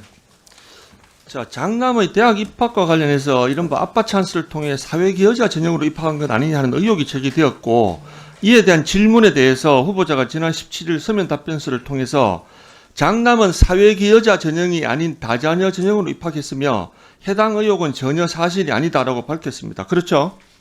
네, 그랬습니다. 자, 이게 2010년도에 연세대학교 입학 전형입니다. 입학 전형 해당 요강 어디에도 다자녀 전형이란 말이 없습니다. 다자녀라고 하는 표현 자체가 없습니다. 이거 후보자 분명히 거짓으로 답변한 겁니다. 그렇죠? 2011년도에 가서야 설명을 조금 드려도 될까요? 예. 2011년도에 가서야 연세대학교가 처음으로 다자녀 전형을 신설을 했습니다. 신설을 했고, 분명히 이거는 2010년도에 입학한 우리 후보자의 장남이 2011년도 전형으로는 입학을 안 했을 거니까 여기에 대해서는 분명히 차이가 있는 겁니다. 그렇죠? 네, 설명 좀 드려도 될까요? 왜 이렇게 서면 답변에서 해당 의혹은 전혀 사실이 아니다라고 이렇게 강조하면서 답변을 했죠? 네, 설명을 짧게 답변하세요. 그래도 시간은 조금 주십시오. 충분히 소명이 돼야 되지 않겠습니까? 네, 짧게 국민들께. 답변하세요. 예. 네, 처음에 이제 그 질문을 받았을 때 저희들이 17년 전 일이라 정확하게 기억을 못했습니다. 그리고 아들이 셋이다 보니 그 중에 누구였는지 기억을 못했고, 그래서 저희들이 학교 측에 계속 전화를 하고 문의를 했는데 학교 측은 17년 전에 여러 가지 자료는 보존 기간이 경과해서 보관하지 않는다는 답을 잠깐만요. 듣고. 예, 거기까지 하시죠. 거기까지 아니, 하시죠. 잠깐만. 실은 이거 지금 방금 우리 저 후보자가 기억하지 못한다라고 했는데 저는 우리나라 대한민국의 어머니들이 자기 자식이 수시로 수시 전형으로 대학 입학할 때 어떤 전형으로 입학했는지에 대해서 기억하지 못한다는 거 저는 이거 거짓말로 보고 1월 7일 날 모 언론사에서 후보자의 장남이 이렇게 또 다른 아빠 찬스를 활용해가지고 사회 기여자 전형으로 입학한 거 아니냐는 보도가 난 적이 있는데 후보자나 후보자의 주변 사람들이 전화해가지고 소위 기자들한테 엄청나게 압박을 주고 그 기사를 내린 적이 있습니다. 이거 알고 계십니까? 알고 계십니까? 아니요, 어제 들었습니다. 어제 네. 또 거짓말, 이거 후보자는 입만 열만 거짓말 하시는데 자 보십시오. 그러면 장남은 무슨 전형으로 입학했습니까? 그 설명을 드리면 아니 무슨 전형으로 입학했습니까? 그래서 말씀을 드리고 있습니다, 아니, 의원님. 무슨 전형으로 입학했냐니까요? 그래서 지금 말씀드리지 예. 않습니까? 말씀하세요. 예, 그랬는데 그때 당시 이제 장남은 연락이 안 되고, 근데 이제 가족이 그때 아니 장남이 가장을- 어디 갔는데 연락이 안 돼요? 아니 근무 중인데 연락이 되겠습니까? 예? 아니 근무 지금 벌써 중인데 2주간의 시간이 지났는데 그날을 말씀드리는 겁니다. 그때 그래서 자, 그만하세요. 자, 잠깐만 그만하세요. 아, 그래서 결국 의원님. 무슨 전형으로 입학했대요, 장남이? 그래서 지금 설명드립니다. 아니 장남이 무슨 전형으로 입학했다고 합니까? 그래서 어제 저희가 사실을 답을 하세요, 답을. 예, 말씀드립니다. 무슨 전형으로 입학했어요, 그래서 저희가 사회 기여자 아니 전형으로 무슨 전형으로 입학했냐니까요? 지금 말씀드리고 있습니다, 의원님. 그 사회 기여자 전형으로 입학했다. 그 지금 답을 드리고 자, 좋아요. 있습니다. 자, 했다는 것을 저희가 어제 모든 의원실에 정정 자료로 제출했습니다. 그래서 잠시만. 자, 네. 사회 기여자 전형으로 입학한 거 맞습니까? 네, 자, 후보자나 남편의 부모님들은 혹시 독립 유공자입니까? 아닙니다. 아니면 후보자나 남편이 국가 유공자입니까? 아닙니다. 자, 그러면 한번 보시죠. 자, 2010년도에 신입생 수시 모집 요강에 보면 사회 기여자 전형이 3개 있죠. 네. 그러면은 국위 선양자로 입학했습니까? 네, 그렇다고 확인을 자, 했습니다. 뭐 그렇다고 한다고요? 누가요? 아들이요? 아니요, 그렇다고 누가 합니까? 답변 누가 들었어요? 아니 서류를 냈을 때 저희가 무슨 서류를 냈는지는 자, 이거 보세요. 아니 저기 자, 의원님 국위 선양자. 자, 여기 보시면은 사회 기여자 전형 중에 국위 선양자라고 하는 게 있죠. 네. 국내외에서 활동하면서 학술, 문화, 예술, 과학기술, 산업, 체육 분야 등에서 세계적으로 권위 있는 상을 수상하였거나 업적을 내어 대한민국의 국위를 선양한 자 또는 그의 자녀 및 손자. 집안에 누가 이렇게 국위 선양했습니까? 어제 그래서 저희가 학교 측에 확인한 것은 누가 국위 선양을 했냐니까요. 저 누구를 예를 들어서 장남이 연세대학교에 입학하게 되었습니까? 그걸 묻잖아요. 누가 국위 선양했습니까? 4명 중에 누굽니까? 6명 중에 누구예요? 자, 양가의 할아버지 할머니 또는 부모님 중에 누가 국위 선양했습니까? 의원님 설명을 좀 하게 해주십시오. 누가 예, 설명을 사회 드리지 기여자 전형으로 않습니까? 입학했으면 국위 선양자를 특정을 하고 그 사람과의 관계를 가지고 입학 서류를 냈을 거 아닙니까? 그래서 그 말씀을 지금 드리려고 그러니까 하지 답변을 않습니까? 하시라니까요. 그 답변을 지금 아니, 하고 있습니다, 의원님. 6명 중에 누구예요? 거기에 보면 그 당시에 입학 서류는 존재하지 않는데 원칙이라는 것을 학교가 가지고 있었습니다. 그래서 학교 얘기가 뭐냐면 누구냐고 물어보잖아요. 그래서 국위를 선양한 사람이 누구냐고 물어보고 그 사람과의 어떤 관계 때문에 후보자의 장남이 연세대학교에 사회기여자 전형으로 입학하게 되냐고 묻는데 지금 무슨 이야기 하시는 거예요? 위원장님 이거 일단 발언 시간 좀 중지해 주십시오. 이게 지금 후보자가 발언 시간을 고의적으로 지금 이렇게 잡아먹고 있는 겁니다. 예? 거기에 보면 잠시만. 답변을 명확히 하세요. 답변을. 답변 국위 선양자가 하고 있습니다. 누구냐고요? 국위 선양자가. 국위 선양이라는 것이 아니 훈장을 받은 사람. 위원장님 저 보십시오. 국위 선양자가 누구냐고 묻는니 국위 선양자에 말씀하고 제가 지금 정의를 물어봅니까? 국위 선양자가 누구냐고요? 자, 정리 좀 의원님, 하십시오. 의원님. 정리합시다. 다 조용하시고요. 예, 청조 근조 훈장, 무궁 훈장 등등을 받은 사람의 자녀 또는 손자녀는 그런 게 어디 있습니까? 여기 보세요. 학술, 문화, 예술, 과학기술, 산업, 체육 분야에서 세계적으로 권위 있는 상을 받았거나요. 세계적으로. 우리나라의 훈장이 여기 들어가 있습니까? 그런데 우리나라의 훈장이 들어가 있어요? 예? 그런데 내부적으로 아니라- 그 분명히 그 장남의 요강이 할아버지가 있습니다. 훈장 받았던 게 우리나라의 국위를 선양했습니까? 거기에 대해서 양심적으로 답변해 보세요. 후보자 양심적으로 답변해 보세요. 후보자의 장남의 할아버지가 우리나라의 내무부 장관을 했다. 우리나라의 훈장을 받았다. 이게 우리나라의 국위를 선양했다고 할 수 있습니까? 이런 걸 통해 가지고 부정 입학을 했다는 거, 이게 지금 오늘 후보자가 그대로 자백하고 있는 겁니다. 그렇지 않습니까? 아닙니다. 후보자님, 우리나라의 국위를 선양했다고 보세요. 시아버님이 우리나라의 국위를 선양한 사람입니까? 국위를 선양하지도 않은 사람을 국위를 선양했다고 이렇게 거짓말해서 연세대학교의 입학 프로세스를 무력화시킨 겁니다. 그 당시에 후보자의 남편 뭐였습니까? 다음 보세요. 아들은 연세대학교가 대입 준비생이고 아빠는 후보자의 남편은 그 당시에 연세대 교무부처장이었어요. 연세대 교무부처장이 입학 요강 전부를 준비하고 하는 거 잘 알고 계시죠? 다음 장 보세요. 자, 후보자의 가까운 지인이 한테 이렇게 이야기했습니다. 후보가 아빠가 연대 교수잖아. 없는 걸 만들어서 애를 입학시켰어. 자, 이 말은 아까처럼 부정 입학을 시켜놓고 국위 선양자에 대한 그 논리가 나중에 밝혀질까봐 바로 그 다음인 2011년도에 다자녀 전형이라는 것을 만들어가지고 지금까지 후보자는 주변에 다자녀 전형으로 입학했다라고 주변 사람들을 속이고 본인들 스스로 이렇게 알리바이를 만든 겁니다. 제가 오후 질의 때 계속하겠습니다. 예, 아닙니다. 수고하셨습니다. 저 다자녀 전역으로 신청을 했던 것은 차남이었는데 차남과 장남을 저희가 잠깐 혼선을 빚었던 것뿐이고요. 차남은 연세대학교 입학하지 않았습니다. 지원은 했지만. 그리고 지금 말씀하신 그 규정들은 연세대학교가 가지고 있는 규정이고 그건 공개된 규정이고 그렇습니다. 그리고 국위 선양자 맞아요? 연세대 양심적으로 답변해보세요. 양심적으로. 의원님, 시아버지가 국위 선양자입니까? 아닙니까? 의원님 그 기준은 아니에요. 그 기준은 내무부 장관이나 국회의원이 국위 선양한 사람입니까? 그 우리나라 지금까지 수천 명의 국회의원들 아들들 다 들어갔고요. 근데 양심적으로 답변해 보세요. 그럼요. 그럼 선양자가 맞습니까? 안 맞습니까? 의원님 그 기준은 선양자가 맞냐니까요.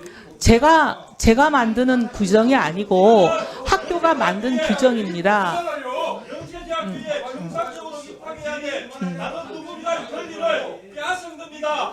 전혀 이현 후보자 전혀 연세대학교에 정상적으로 입학해야 돼. 사회 기여자의 자리를 이혜원 후보자의 장남이 뺏은 거라고요. 전혀 강탈한 겁니다. 강탈. 의원님 말도 안 되는 김태호 전 의원의 그런 훈장을 가지고 국위 선양자라는 논리를 만들었겠죠. 이게 김태호 집안에서 할 이야기입니까? 자, 정리하십시오. 최현석 의원님 정리해 주시기 바랍니다.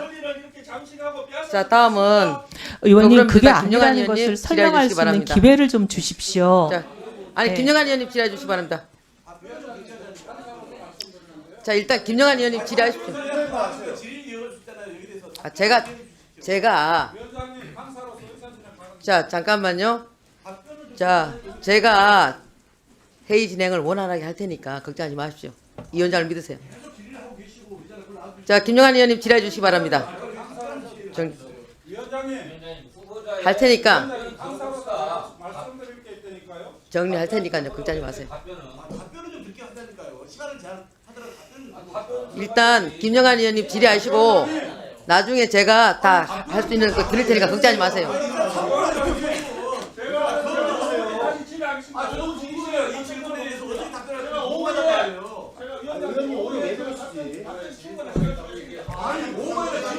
자, 그러면 저 이혜원 의원님 답변해 주시, 후보자님 답변해 주시기 네, 바랍니다. 간략히 답변 드리겠습니다.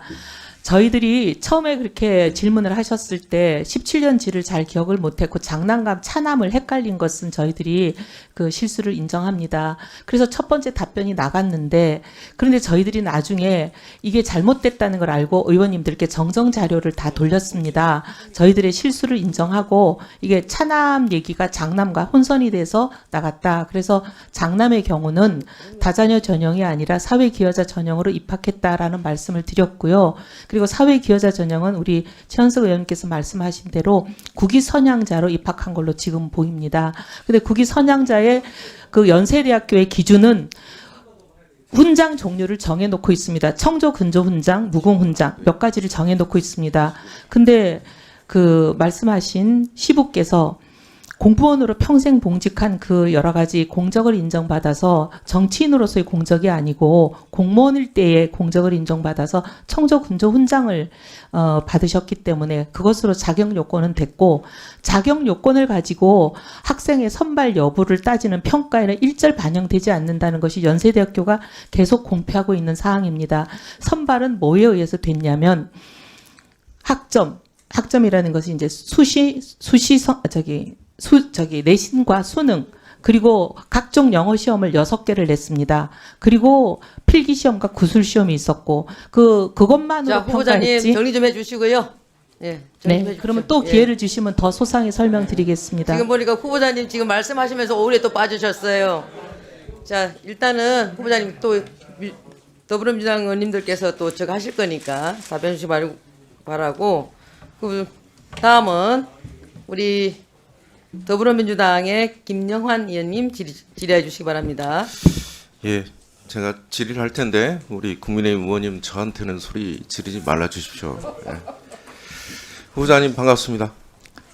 예, 대한민국 헌법 1조 알고 계시죠? 네. 예, 이재명 정부는 빛의 혁명으로 국민들이 민주주의를 지켜주신 그 덕분에 세워졌습니다.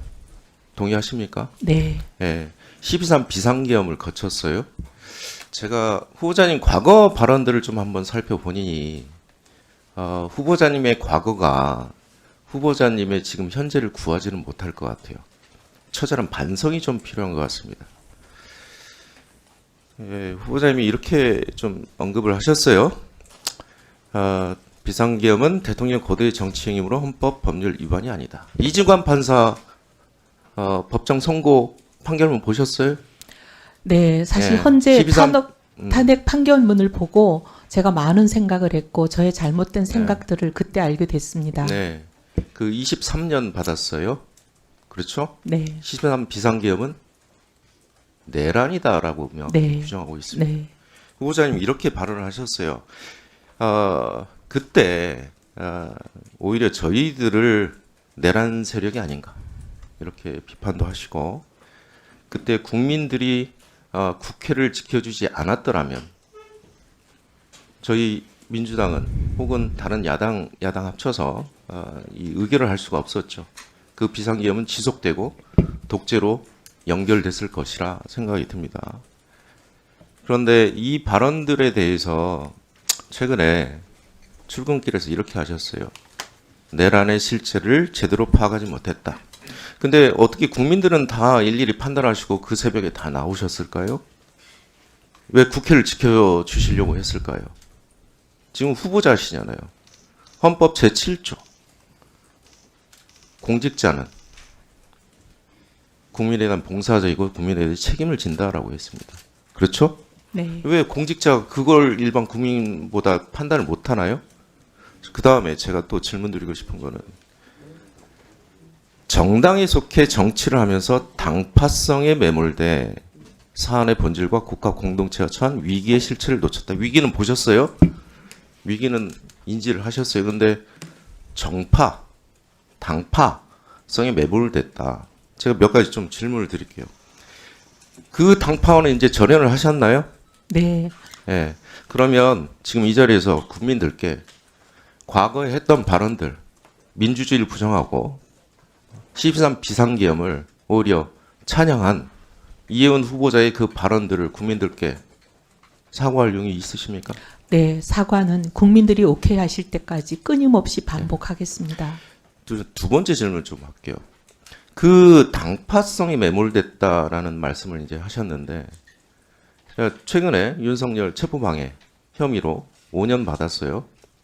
45분의 국민의힘 의원님들이 그 체포방해를 오히려 동조하려고 가셨어요. 그 당파성 여전히, 그 당파는 그 당파성을 여전히 유지하고 있나요? 이혜원 후보자가 보시기엔 어떻습니까? 진정으로 이혜원 후보자가 지금 사과하신 것처럼 그런 사과를 했다고 보시나요? 아직은 아직은 아니죠. 저도 들어보지 못했으니까. 그 다음에 한덕수 이진관 판사 판결문을 보면은요, 중요한 거 몇 가지가 있습니다. 12.3 비상계엄은 내란이다. 네. 예, 그걸 규정해 주셨고요. 네. 두 번째는 한덕수가 집합범 중에 하나, 공범, 내란 중요 임무 종사자다. 해서 23년, 15년 구형을 했는데 23년 선고를 받았어요. 그만큼 이 내란에 대해서 사법부가 정말 진중하게 판단을 했다. 그런데 아직도 그 한덕수 그때 탄핵 때나 한덕수 판결 이후에 국민의힘에서 혹시 그 당파에 의해서 사과를 사과를 한 적을 보신 적 있으십니까? 저는 못 봤는데 했는지는 제가 잘 모르겠습니다. 제가 본 적은 없습니다. 네. 그러면 이혜원 후보자가 말하는 그 당파성, 정파성에 매몰됐다. 근데 그 정파는 아직 변화되지 않았다라는 것을 인정하신가요? 저는 그렇게 보고 있습니다. 네. 그런데 이혜원 후보자는 그 당파, 정파에서 벗어났다. 이런 말씀을 주시는 거죠? 네. 네. 알겠습니다. 그 다음 제가 불법 청약에 대해서 여기도 후보자님의 문제가 좀 있습니다. 제가 이 사건을 쭉 보면서요. 뭐 장남의 신용카드 자료니 무슨 교통카드니 출입 기록이니 이런 거를 굳이 안 봐도 대단히 큰 의혹들이 좀 있는 것 같아요. 왜냐하면 파악 가능한 자료들이 좀 있으니까요. 지금 이 시세 차익이 얻어진 건 사실이에요. 그렇죠? 네. 네. 그런데 이 청약에 대해서 로또 청약이다. 일반 국민들은 이렇게 보고 계셔요. 그런데 문제는 과정과 과정의 공정이에요. 자, 그 다음 한번 볼까요? 지금 부양가족 수가 문제였어요. 제가 보기에는 무주택 기간하고 입주자 저축 가입 기간하고 이건 다 만점을 받으셨으니까요. 부양가족을 어떻게든 고점으로 유지를 해야 청약 당첨이 가능해요. 제가 보니까. 그런데 이게 세대라는 게 이제 실질적으로 주거와 생계를 같이 하는 가구를 의미하는데 보면 전세권을 이미 설정하셨어요. 예를 들면 보통의 일반 서민들은 입주하고 그다음에 확정일자 받아요. 그러면 대항력이 생기니까 굳이 그럴 필요가 없어요. 하지 않는 일입니다. 근데 전세권을 미리 설정했다는 것은 의도가 있는 거예요. 전입신고에 대한 하지 않겠다는 의도가 있는 겁니다. 왜? 생계를 계속 같이 해야 되는 가구가 있어야 되기 때문에 청약에 들어갈 수 있는 거죠. 그 다음에 제가 이것만 한번 보여드릴게요. 며느리는 계속 지속적으로 당첨될 때까지 존재하지 말아야 됩니다. 왜? 며느리가 존재하면 실질적으로 결혼한 사실이 탄로가 나는 거죠. 그리고 며느리가 있으면 청약하는데 에 의해서 다 밝혀질 거거든요. 그렇기 때문에 며느리가 존재하면 안 돼요. 이 과정에서. 며느리가 다행히도 에너지 캐시백을 신청을 했어요. 그래서 이 가구만 독특하게 전력 사용량이 나왔어요. 자, 전입 신고할 때와 온 가족이 또 전입 신고를 하죠. 며느리가 또 나가죠. 이런 모든 과정에서 봤을 때 제가 보면 별다른 변화가 없어요. 그러니까 이전에 장남이 결혼을 하고 여기에 살았거나 안 살았거나 5명이 다 이주를 했거나 아니거나 전력 사용량이 특히 여름은 좀 올라가죠. 그런데 장남이 전출한 시기를 한번 보세요. 그 원페타스에서 이쪽으로 전력 사용량 한번 보세요. 똑같아요. 그 이전과. 그래서 마치 5명이 유령처럼 돌아다녀요. 그 다음에 이게 가스 기록이거든요. 제가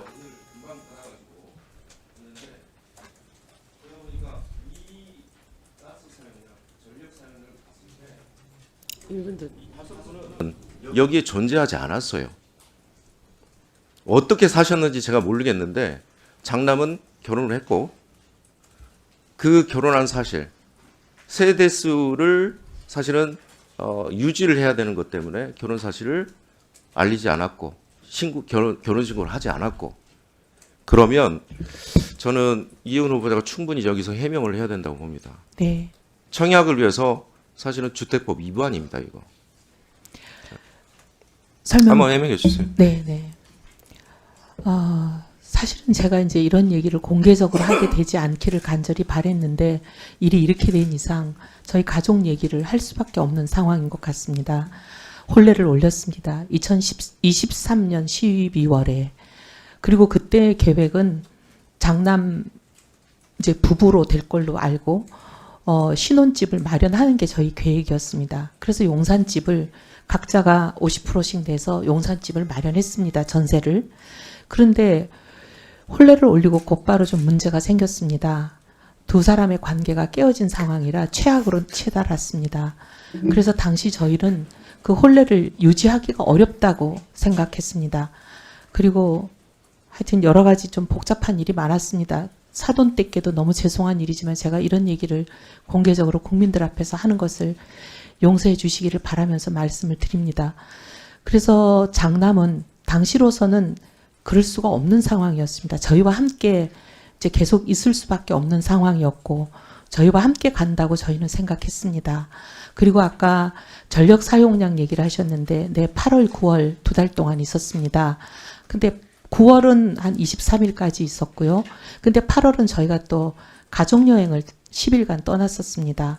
그리고 그래서 8월 사용량과 9월 사용량을 보시면 8월과 9월이 2배 정도 차이가 납니다. 전력량이. 근데 저희는 이제 5가족이 어떤 거기 있다 보니까 이삿짐은 아까 우리 차규근 의원님께서 이사를 했다면 무슨 계약서 같은 걸 내라 그러셨는데 저희가 이제 제출을 했는데 의원님께 다시 또 제출을 하겠습니다. 그때 당시 이삿짐 계약서를 보면 네. 네.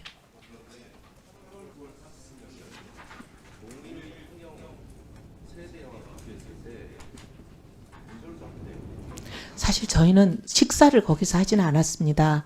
왜냐하면 뭐 가재도구를 가지고 많이 갈 수 없는 상황이었습니다.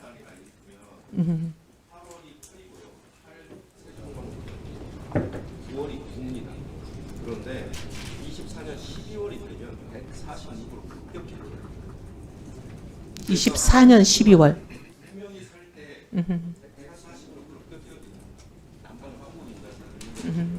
그런데 8월, 9월은 8부밖에 안 돼요. 그러면 전력 사용량하고 가스 사용량을 같이 비교해 보면 데이터가 일치하지 않습니다. 이혜훈 후보자 주장을 제가 그 가설을 받아들인다고 하더라도 네. 탄핵됩니다. 근데 가스는 여름에는 의원님 잘 사용하지 않습니다. 네, 네. 근데 저희는 9월에 예. 네. 의원님 저희는 9월에 그 용산을 떠난 걸로 말씀드리겠습니다. 그래서 8월, 9월밖에는 저희가 거기 있지 않았습니다. 저는 지금 깜짝 놀랐습니다. 자, 김영환 의원님, 나중에 추가 질의하시기 바랍니다. 전 지금 깜짝 놀랐습니다. 제가 너무 깜짝 놀랐던 게 어제 뭐 기자가 저한테 그 자료 제출에 대해서 말씀하시길래 그 자료를 안 원펜타스 관련돼서 자료를 안 내실 경우에는 그 후보자가 그 아들 부부가 결혼을 했지만 사이가 안 좋아서 우리 떨어져 있다가 그래서 지금은 뭐 사이가 원만해져서 같이 산다라고 답변할 수도 있는 거 아니냐라고 저는 그냥 기자에게 그냥 그렇게 얘기한 건데 오늘 후보자 답변이 이렇게 나오는 거 보고 너무 깜짝 놀랐습니다. 제가 뭐 예지력이 있는 건지 모르겠습니다만은 하여튼 다음은 더불어민주당 진성준 의원님 질의해 주시기 바랍니다. 네, 진성준 의원입니다. 조금 전 우리 김영환 의원의 질의에 대해서 그동안에 매몰되어 있었던 당파에서 벗어났다 이렇게 말씀을 하셨는데 이것이 후보자에 지명되면서부터 벗어난 것이죠? 실은 그렇지는 않습니다. 4월에 탄핵 선고 판결문을 보고 제 생각이 많이 정리가 됐습니다. 그래서 그때부터 이제 사실 당협 활동이나 이런 부분에 상당히 거리를 두고 최소한의 의무만 하고 있었습니다. 이렇게 당파성에서 벗어나려는 시도가 그런 겁니까? 당협위원장직을 유지하면서 최소한의 활동하는 것? 근데 이제 제가 저를 도우면서 또 내년 선거를 준비하는 시구위원들 때문에 또 그분들을 또 안 도와드리기가 좀 어려운 면은 있었습니다. 양쪽 간사님. 원펜타스 문제 관련해서 묻겠습니다. 어디까지 할까요? 후보자의 장남이 2023년 7월 달에 유학을 마치고 돌아와서 네. 2023년 8월에 대외경제정책연구원에 취업하지 않습니까? 네. 그래서 그게 연구원이 세종에 있기 때문에 세종에서 거주해야만 했죠. 그래서 장남에게 전셋집을 하나 얻어주지 않았습니까? 네. 그러면 거기에서 사실상 거주하고 출퇴근했던 거잖아요. 그럴 계획이었습니다. 근데 그 계획대로 되지가 않았습니다. 그 세종 아파트에서는 살지 않았어요? 뭐 아예 살지 않았던 건 아니지만 서울을 많이 왔다 갔다 했습니다. 예. 네. 그랬군요. 세탁하고 빨래 이런 걸 혼자 하기가 좀 힘들었다고 합니다. 글쎄 세탁 빨래를 그렇게 매일같이 했나 보죠? 반포에 올라와서? 그렇지는 않은데 이제 식사도 어렵고 여러 가지 어렵다 보니 네. 그리고 그땐 또 결혼 준비하는 것 때문에 서울에 거의 있었습니다. 네. 많이 오갈 수는 있었겠죠. 네, 네. 근데 이제 세종에 네. 이를테면 어머니가 얻어준 전셋집에 거주하기로 하고 그것에 대한 사용료를 내기로 계약서를 쓰지 않았습니까? 네, 아드님하고. 네, 네. 그러니까 거기 사실상 거주하려고 했던 것이죠. 네, 계획이 네, 그랬습니다. 그러면 당연히 네. 전입신고를 해야 되는 것 아닙니까? 전입신고? 근데 왜 아드님이 전입신고를 하지 않았죠? 글쎄 그거는 저희가 그때 이제 아들은 직장을 좀 옮길 계획이 있었습니다. 서울로 다시. 아까 어떤 의원님이 그 서울에 있는데 입사 신청을 하지 않았냐 하는데 조금 한 달 살아보니까 좀 어려워서 서울로 옮기려고 했습니다. 그래서 전입신고를 하지 않고 그냥 세종에 있는 직장에 계속 다닌 거군요. 그렇지만 이제 그러니까 서울로 그거는 옮기려는 우리 계획이 있었기 때문에 주민등록법을 그렇습니다. 위반한 거잖아요. 네? 사실상 거주하는 곳에 주민등록을 하라고 하는 것이 우리 주민등록법의 규정이지 않습니까? 근데 의원님 이렇게 말씀드리면 어떨지 모르겠습니다. 구태여 변명이 안 될 것 같아요. 아니요. 명백하게 네. 주민등록법 위반인데 어쨌든 그런 사정을 이용해서 후보자께서는 주택 청약을 했어요. 그러죠? 원펜타스 이전에도 했는데 제가 알기로 우리 후보자께서는 원펜타스 이전에 전원한 적은 없습니다. 부군께서 하셨나요? 네, 그랬을 겁니다. 그러니까 근데 그 가족들이 살 집을 한 거잖아요. 예. 예, 뭐 그래서 후보자께서는 결혼한 이후로 오랫동안 무주택으로 사시다가 2024년부터 이제 집을 장만하려고 해요. 그 왜 그러셨습니까? 그동안에 집을 사려면 얼마든지 살 수 있는 경제력이 있었잖아요. 그런데 구태여 주택을 사려고 하거나 청약하려거나 하지 않다가 2024년에 그렇게 하세요. 왜 그랬어요? 제가 2024년 총선 끝나고 실은 정치에 대해서 이제 많은 생각이 들어서 그때 사실 정치를 접을 마음을 어느 정도 가지고 있었습니다. 총선에 낙선해보고 앞으로 여러 가지 고민을 해봤을 때 그때 이제 제가 정치를 좀 그만둘 생각을 마음에 가지고 있었습니다. 그런데 그 전에 집을 사지 않았던 것은 지역구가 서초였을 때였습니다. 지역구가 서초일 때는 종부세 반대 운동을 지역 구민들의 의견이기 때문에 할 수밖에 없고 그래서 종부세 반대 운동을 시작하면서 2006년에 저희가 상속받았던 종부세 내는 집을 팔고 시작했습니다. 그래서 그 국회의원을 하는 동안에는 종부세 내는 집을 가지지 않겠다는 생각이 있긴 있었습니다. 네, 그러셨군요. 네. 그런데 이제 정치를 더 이상 하지 않겠다고 생각하고 종부세 내도 되는 집을 이제 장만하려고 했던 것입니까? 그때는 이제 정치가 끝났으니까 예. 예. 그리고 가족들이 그 전세 이사 다니는 것을 많이 힘들어했습니다. 그다음에 후보자의 아들이 2023년 12월 결혼을 했는데 네. 무슨 문제가 있어서 조직한 부부 사이에 불화가 있어가지고 결혼이 깨질 지경이었다 이렇게 말씀하고 계시는데 그때는 깨졌다고 판단했습니다. 그래서 한 1년 반 만에 다시 사이가 회복된 겁니까? 많은 노력을 했습니다. 정말 모든 사람이 많은 노력을 했습니다. 본인들도 했지만. 근데 그렇다면 그 후보자의 며느리 네. 이를테면 약혼녀라고 표현을 하시던데 사실상의 혼인을 했으니까요. 네. 그 며느리가 왜 후보자들의 이전을 위해서 집을 비워줘야 했습니까? 이전을 위해서 비워준 건 아니고요. 본인도 그렇지 않으면요.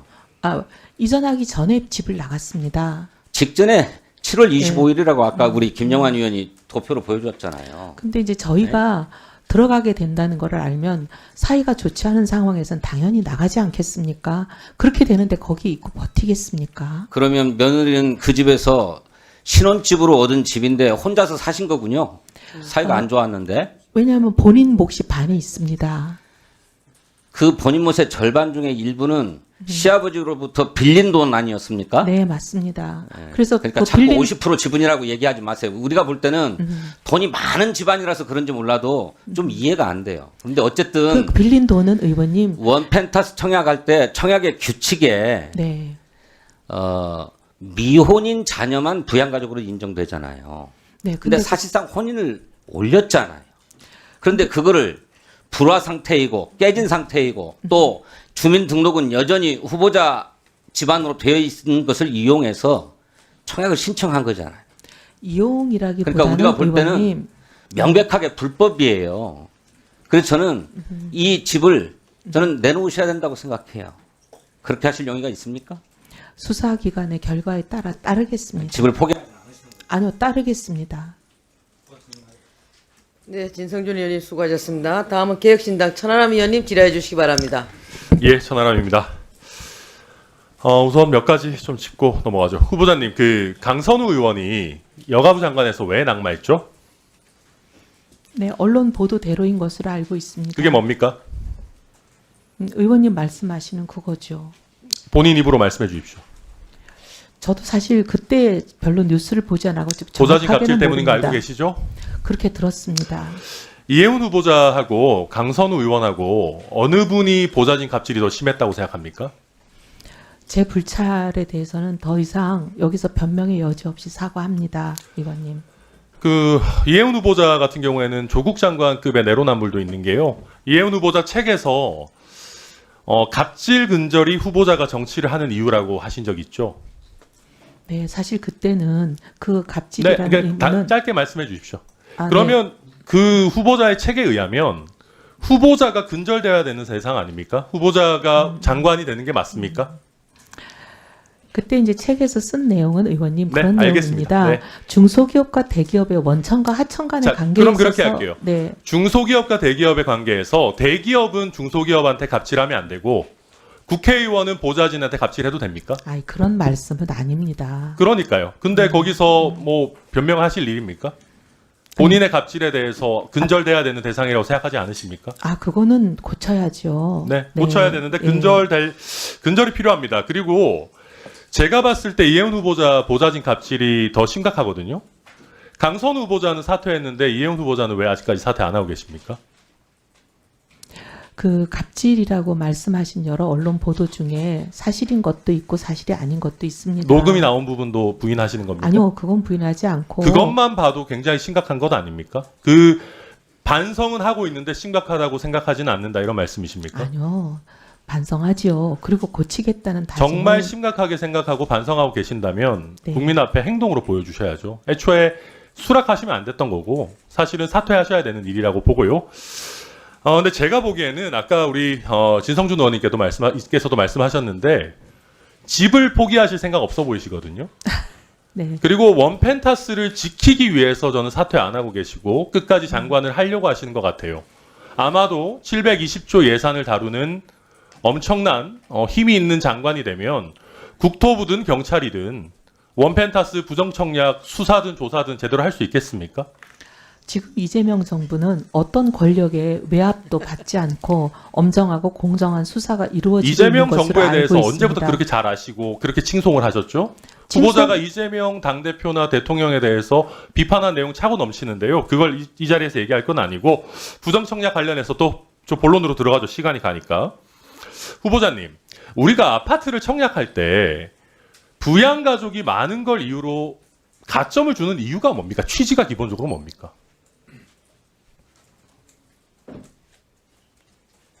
그러니까 이게 당연히 이게 취지가 실제 생계와 생활을 같이 하는 우리 가족이 많이 있고 이분들한테 가능하다면 조금 더 우선적으로 보다 나은 주거를 제공하자라고 하는 게 이 부양가족 가점 제도의 취지 아니겠습니까? 그렇죠?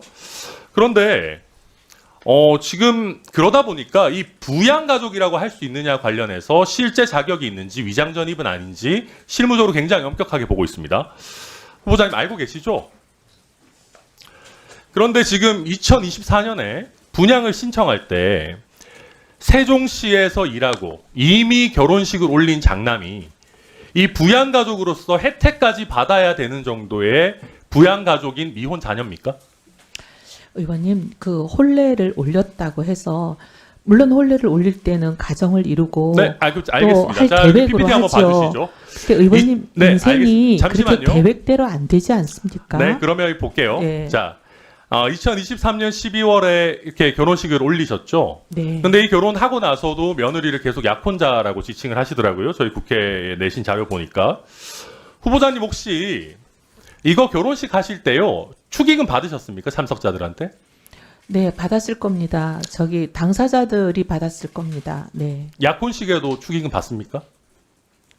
그렇지는 않지만 결혼한다고 하고 축의금 받으신 거잖아요. 그렇죠. 근데 그리고- 결혼식은 했죠. 네, 알고 네. 있습니다. 자, 그 다음에 이게 위장 전입 중에서도 굉장히 악질인 게 아까 진성준 의원님도 말씀하셨지만 세종에 이미 직장 근처에 후보자가 얻어준 전셋집이 있었죠.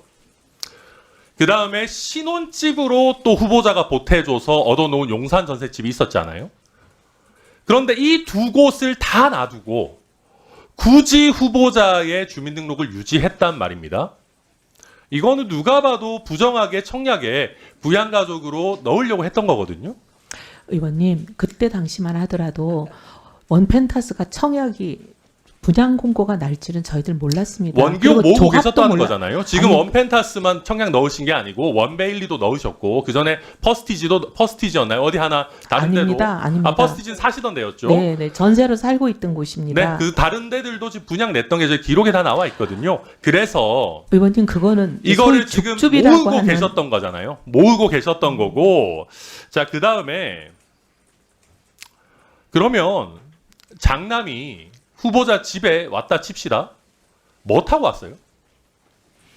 버스 타고 왔죠.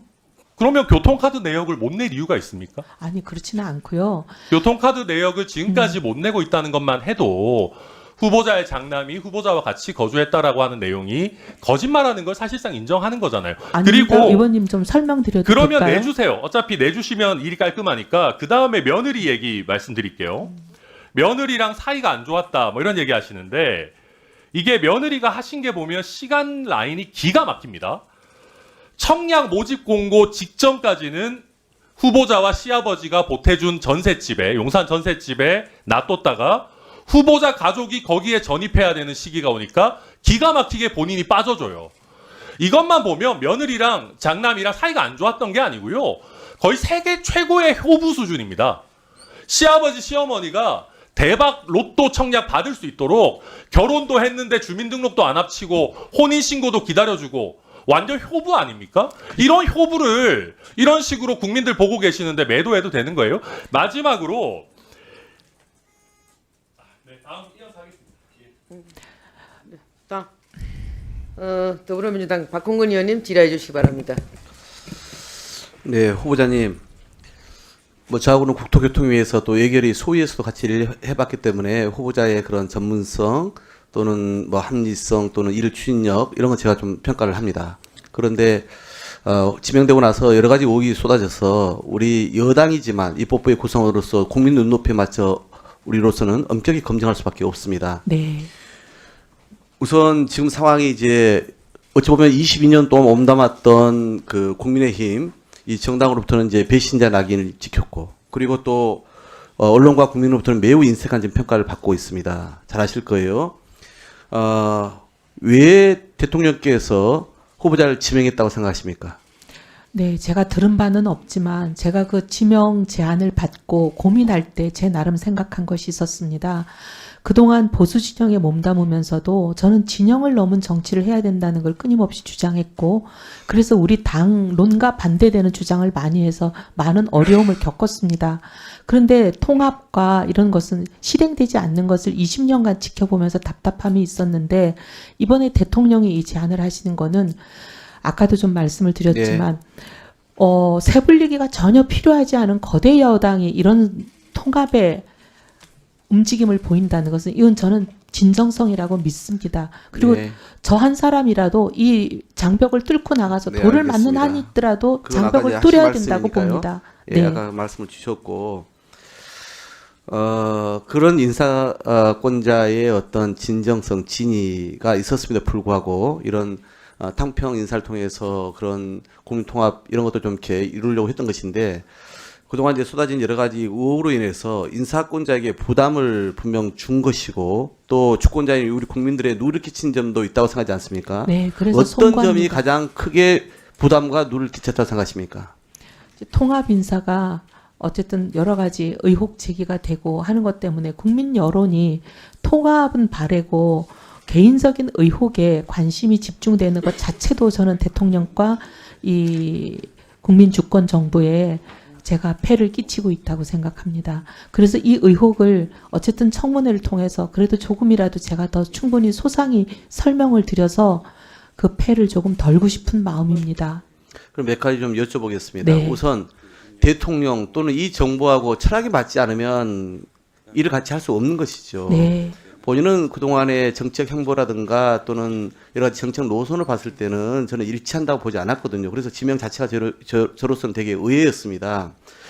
우선 아까 지적이 있었습니다마는 내란 계엄 관련해서 지명 그 후에 제대로 실체 파악하지 못했다 이렇게 지금 얘기를 하고 계시고 사과를 하셨는데 이게 단순히 한두 번 얘기한 문제가 아니라 지난해 내란 계엄부터 시작해서 거의 1년 동안 많은 이야기를 쏟아냅니다.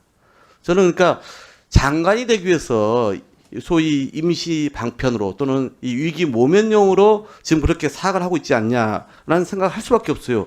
윤석열 대통령 체포는 불법이다. 윤석열 대통령의 조치는 법과 절차에 따른 정당한 조치였다. 이재명 당대표가 민주당이 여러 번 국무위원 탄핵을 추진했는데 이게 내란 세력 아니냐. 그래서 탄핵 소추는 원천적으로 무효다. 그러면서 해당 지역구의 구의원들까지 동원해서 삭발도 하고 후보 지명 때까지 보니까 그 지역구에 대한민국이 무너지고 있다라고 하는 현수막까지 개최를 해 있더라고요.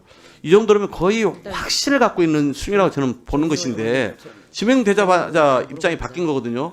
물론 사람은 과거를 반성하고 입장이 바뀔 수는 있습니다. 그러나 내란 계엄이 이게 잘못됐다는 것은 아주 상식이란 말이에요. 삼척 동자도 다 아는 사실이었는데 그렇게 계속 1년 넘게 고수하고 있다가 이제 이렇게 말을 바꾸는 것에 대해서 얼마나 이게 진정성이 있겠냐라고 우리 국민들은 대묻고 있는 거거든요. 그래서 결국은 아주 기본적인 판단 능력에 문제가 있는 거 아니냐. 매우 이 장관직이라고 하는 것은 고도의 정무적 판단을 해야 되는데 기본적 판단 능력도 문제가 있는 거 아니냐라고 묻고 있는 것입니다. 여기에 대한 입장은 뭡니까? 네, 일단 현수막부터 말씀드리면 저런 아니, 건 뭐 의원 세사기는, 예. 잘 아시지만 저건 네. 당에서 내려와서 다는 거고 제가 하는 건 아니라는 건 알고 그래도 계실 지역위원장의 거고. 동의를 다 구하죠. 네. 그 뭐 당에서 내리면 다 사무국장이 알아서 다는 거고요. 그다음에 이제 그 말씀하신 근데 제가 물론 그런 발언을 한 적이 있습니다. 왜냐하면 당에서 거의 매주 매일 집회를 열어대니까요. 안 나갈 수 없었습니다. 그런데 탄핵 판결 선고가 나고 나서는 저는 입을 닫았습니다. 그 부분은 제가 지명받고 입장을 바꾼 것이 아니라는 점을 말씀드리는 걸로 네. 제가 가름하겠습니다. 지속적으로 이 대한민국 헌법사에 남을 그 중대 사건이기 때문에 자기의 네. 확고한 입장들을 견지해야 그나마 네. 좀 이해가 될 것이다 싶어서 드린 말씀이었고요. 실은 탄핵 2004년도에 한나라당 시절이죠. 그때 기억나십니까? 환생경제 네. 지원급으로 연극했던 거. 네, 그때 현직 노무현 대통령을 겨냥해서 정말 노골적인 욕설, 비하, 조롱 이런 이제 표현들을 막 쓰셨잖아요. 아무리 풍자극이라 할지라도 대개 그걸로 인해서 논란이 많이 일어났죠. 나경원 의원 등 포함해서. 그래서 여기에서는 지금이라도 노무현 전 대통령 유가족에게 사과해야 되는 거 아닙니까? 실은 저 환생경제에 대해서 출연한 거 맞습니다. 그런데 제 대사는 딱 한 줄을 계속 무한 반복하는 거였습니다. 경제를 살려주세요. 제 아들이 이름이 경제였기 때문에 그 역에서 그리고 저는 욕설이든 비방이든 어떠한 말도 한 적은 없지만 어쨌든 저 연극으로 인해서 무리를 빚은 것에 대해서 그 2017년인 걸로 기억하는데 그 양산에 계시는 권양숙 역사님 직접 찾아뵙고 묘하게 참배하고 제가 사과 말씀을 올렸었습니다. 네. 그리고 이제 오늘 앞서 얘기한 것처럼 이제 이 당시 인턴 보좌진 몇 살인지 기억은 나십니까? 기억은 안 나고요. 아마 어렸을 걸로 생각합니다. 당시는 그러면 해당 발언에 문제의식을 느끼지 못했습니까? 아닙니다. 그러고 나서 바로 사과했습니다. 사과를 했어요? 네. 근데 사과를 했는데 그때도 그 직원이 받아들이지 않은 겁니까? 그런 것 같습니다. 저는 사과를 했다고 생각했고 제 사과가 좀 전달이 되지 않았을까 했는데 그게 잘 안 된 것 같습니다. 근데 지금도 끊임없이 그 상처받은 직원이 사과를 받아들일 때까지 끊임없이 사과 노력을 하고 있습니다. 왜 사과를 안 받아들였다고 생각하십니까, 그러면? 그때는 안 받아들인 줄은 지금도- 몰랐고요. 이번에는 연락을 직접 하면 또 제2의 가해가 될까봐 제가 직접 연락은 못하고 그때 같이 있었던 직원 통해서 연락했더니 그 지금 1분만 더 주세요. 저한테 사과하실 일은 아닌 것 같습니다라는 문자가 왔다고 해서 일단 마음이 열리기를 더 기다리면서 그러고 있습니다. 이 기획예산처라고 하는 게 이제 각 부처 업무 조정하면서 극한적인 업무 집중도 또는 스트레스가 있잖아요.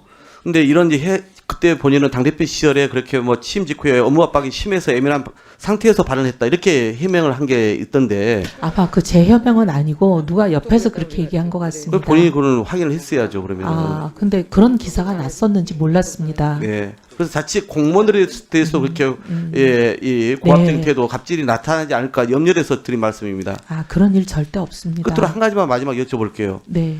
이제 과거 윤석열 정부에 대해서 문재인 정부가 어마어마하게 늘린 국가 부채 3년 만에 줄였다면서 전 세계가 기적이라고 할 정도다 이렇게 호환 평가를 내리면서 계속 건전 재정, 긴축론 이런 입장을 가졌잖아요. 그런데 지금 우리 이재명 대통령은 재정의 마중물 역할 얘기를 하고 있고 한국은행도 그런 필요성을 제기하고 있지 않습니까? 재정 정책에 대한 네, 저는 재정 정책에 대한 입장은 그때나 지금이나 다름은 없습니다. 왜냐하면 확장이냐 긴축이냐를 결정하는 기준은 그때 당시의 경제 여건, 그리고 재정 수지, 그리고 통화 정책, 물가 등등 각종 경제 변수를 종합 고려해야 된다고 보는데 윤석열 정부 때는 성장률이 지금하고 달랐습니다. 2%대를 구가하고 있었고 그 대신 또 물가는 5.1%로 굉장히 높았습니다.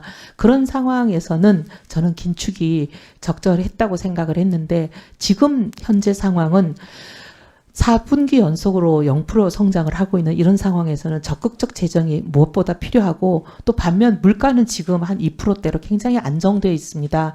그래서 경제 상황이 그때랑 지금이랑 다르다.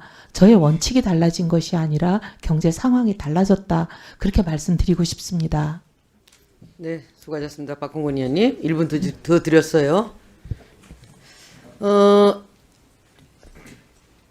의사진행 발언 시에 정일영 의원님께서 요청하신 그 자료 관련돼서 지금 한국부동산원에 저희가 바로 그 질의를 드렸고 답변 자료가 왔습니다. 청약 동점자 처리 방법에 대해서는 아까 74점 동점자가 둘이었다고 했지 않습니까? 그래서 청약 취소 시 동점자 또는 차점자가 승계 공급받는 것이 아니라 취소 후에 재공급 절차에 들어간다고 합니다. 이것은 불법행위에 대한 재공급이라고 답변서가 왔고요. 두 번째, 그 청약 시 입력 데이터라도 남아있으면 제출해달라고 했지 않습니까? 근데 그와 관련돼서는 후보자 측에서 청약 신청서 입력 내용 제출을 부동산원에 요청한 사실은 없고 그와 관련돼서 지금 그 청약 시 입력 데이터가 남아있다고 합니다. 그래서 후보자가 동의한다면 그 제출 이 자료는 그 제출 가능하다고 합니다. 네, 동의합니다. 자, 그럼 동의한다고 네, 했으니까 네. 이 자료 제출 받으시기 바랍니다. 자, 다음은 조국혁신당 차규현 의원님 질의해 주시기 바랍니다. 네, 후보자님.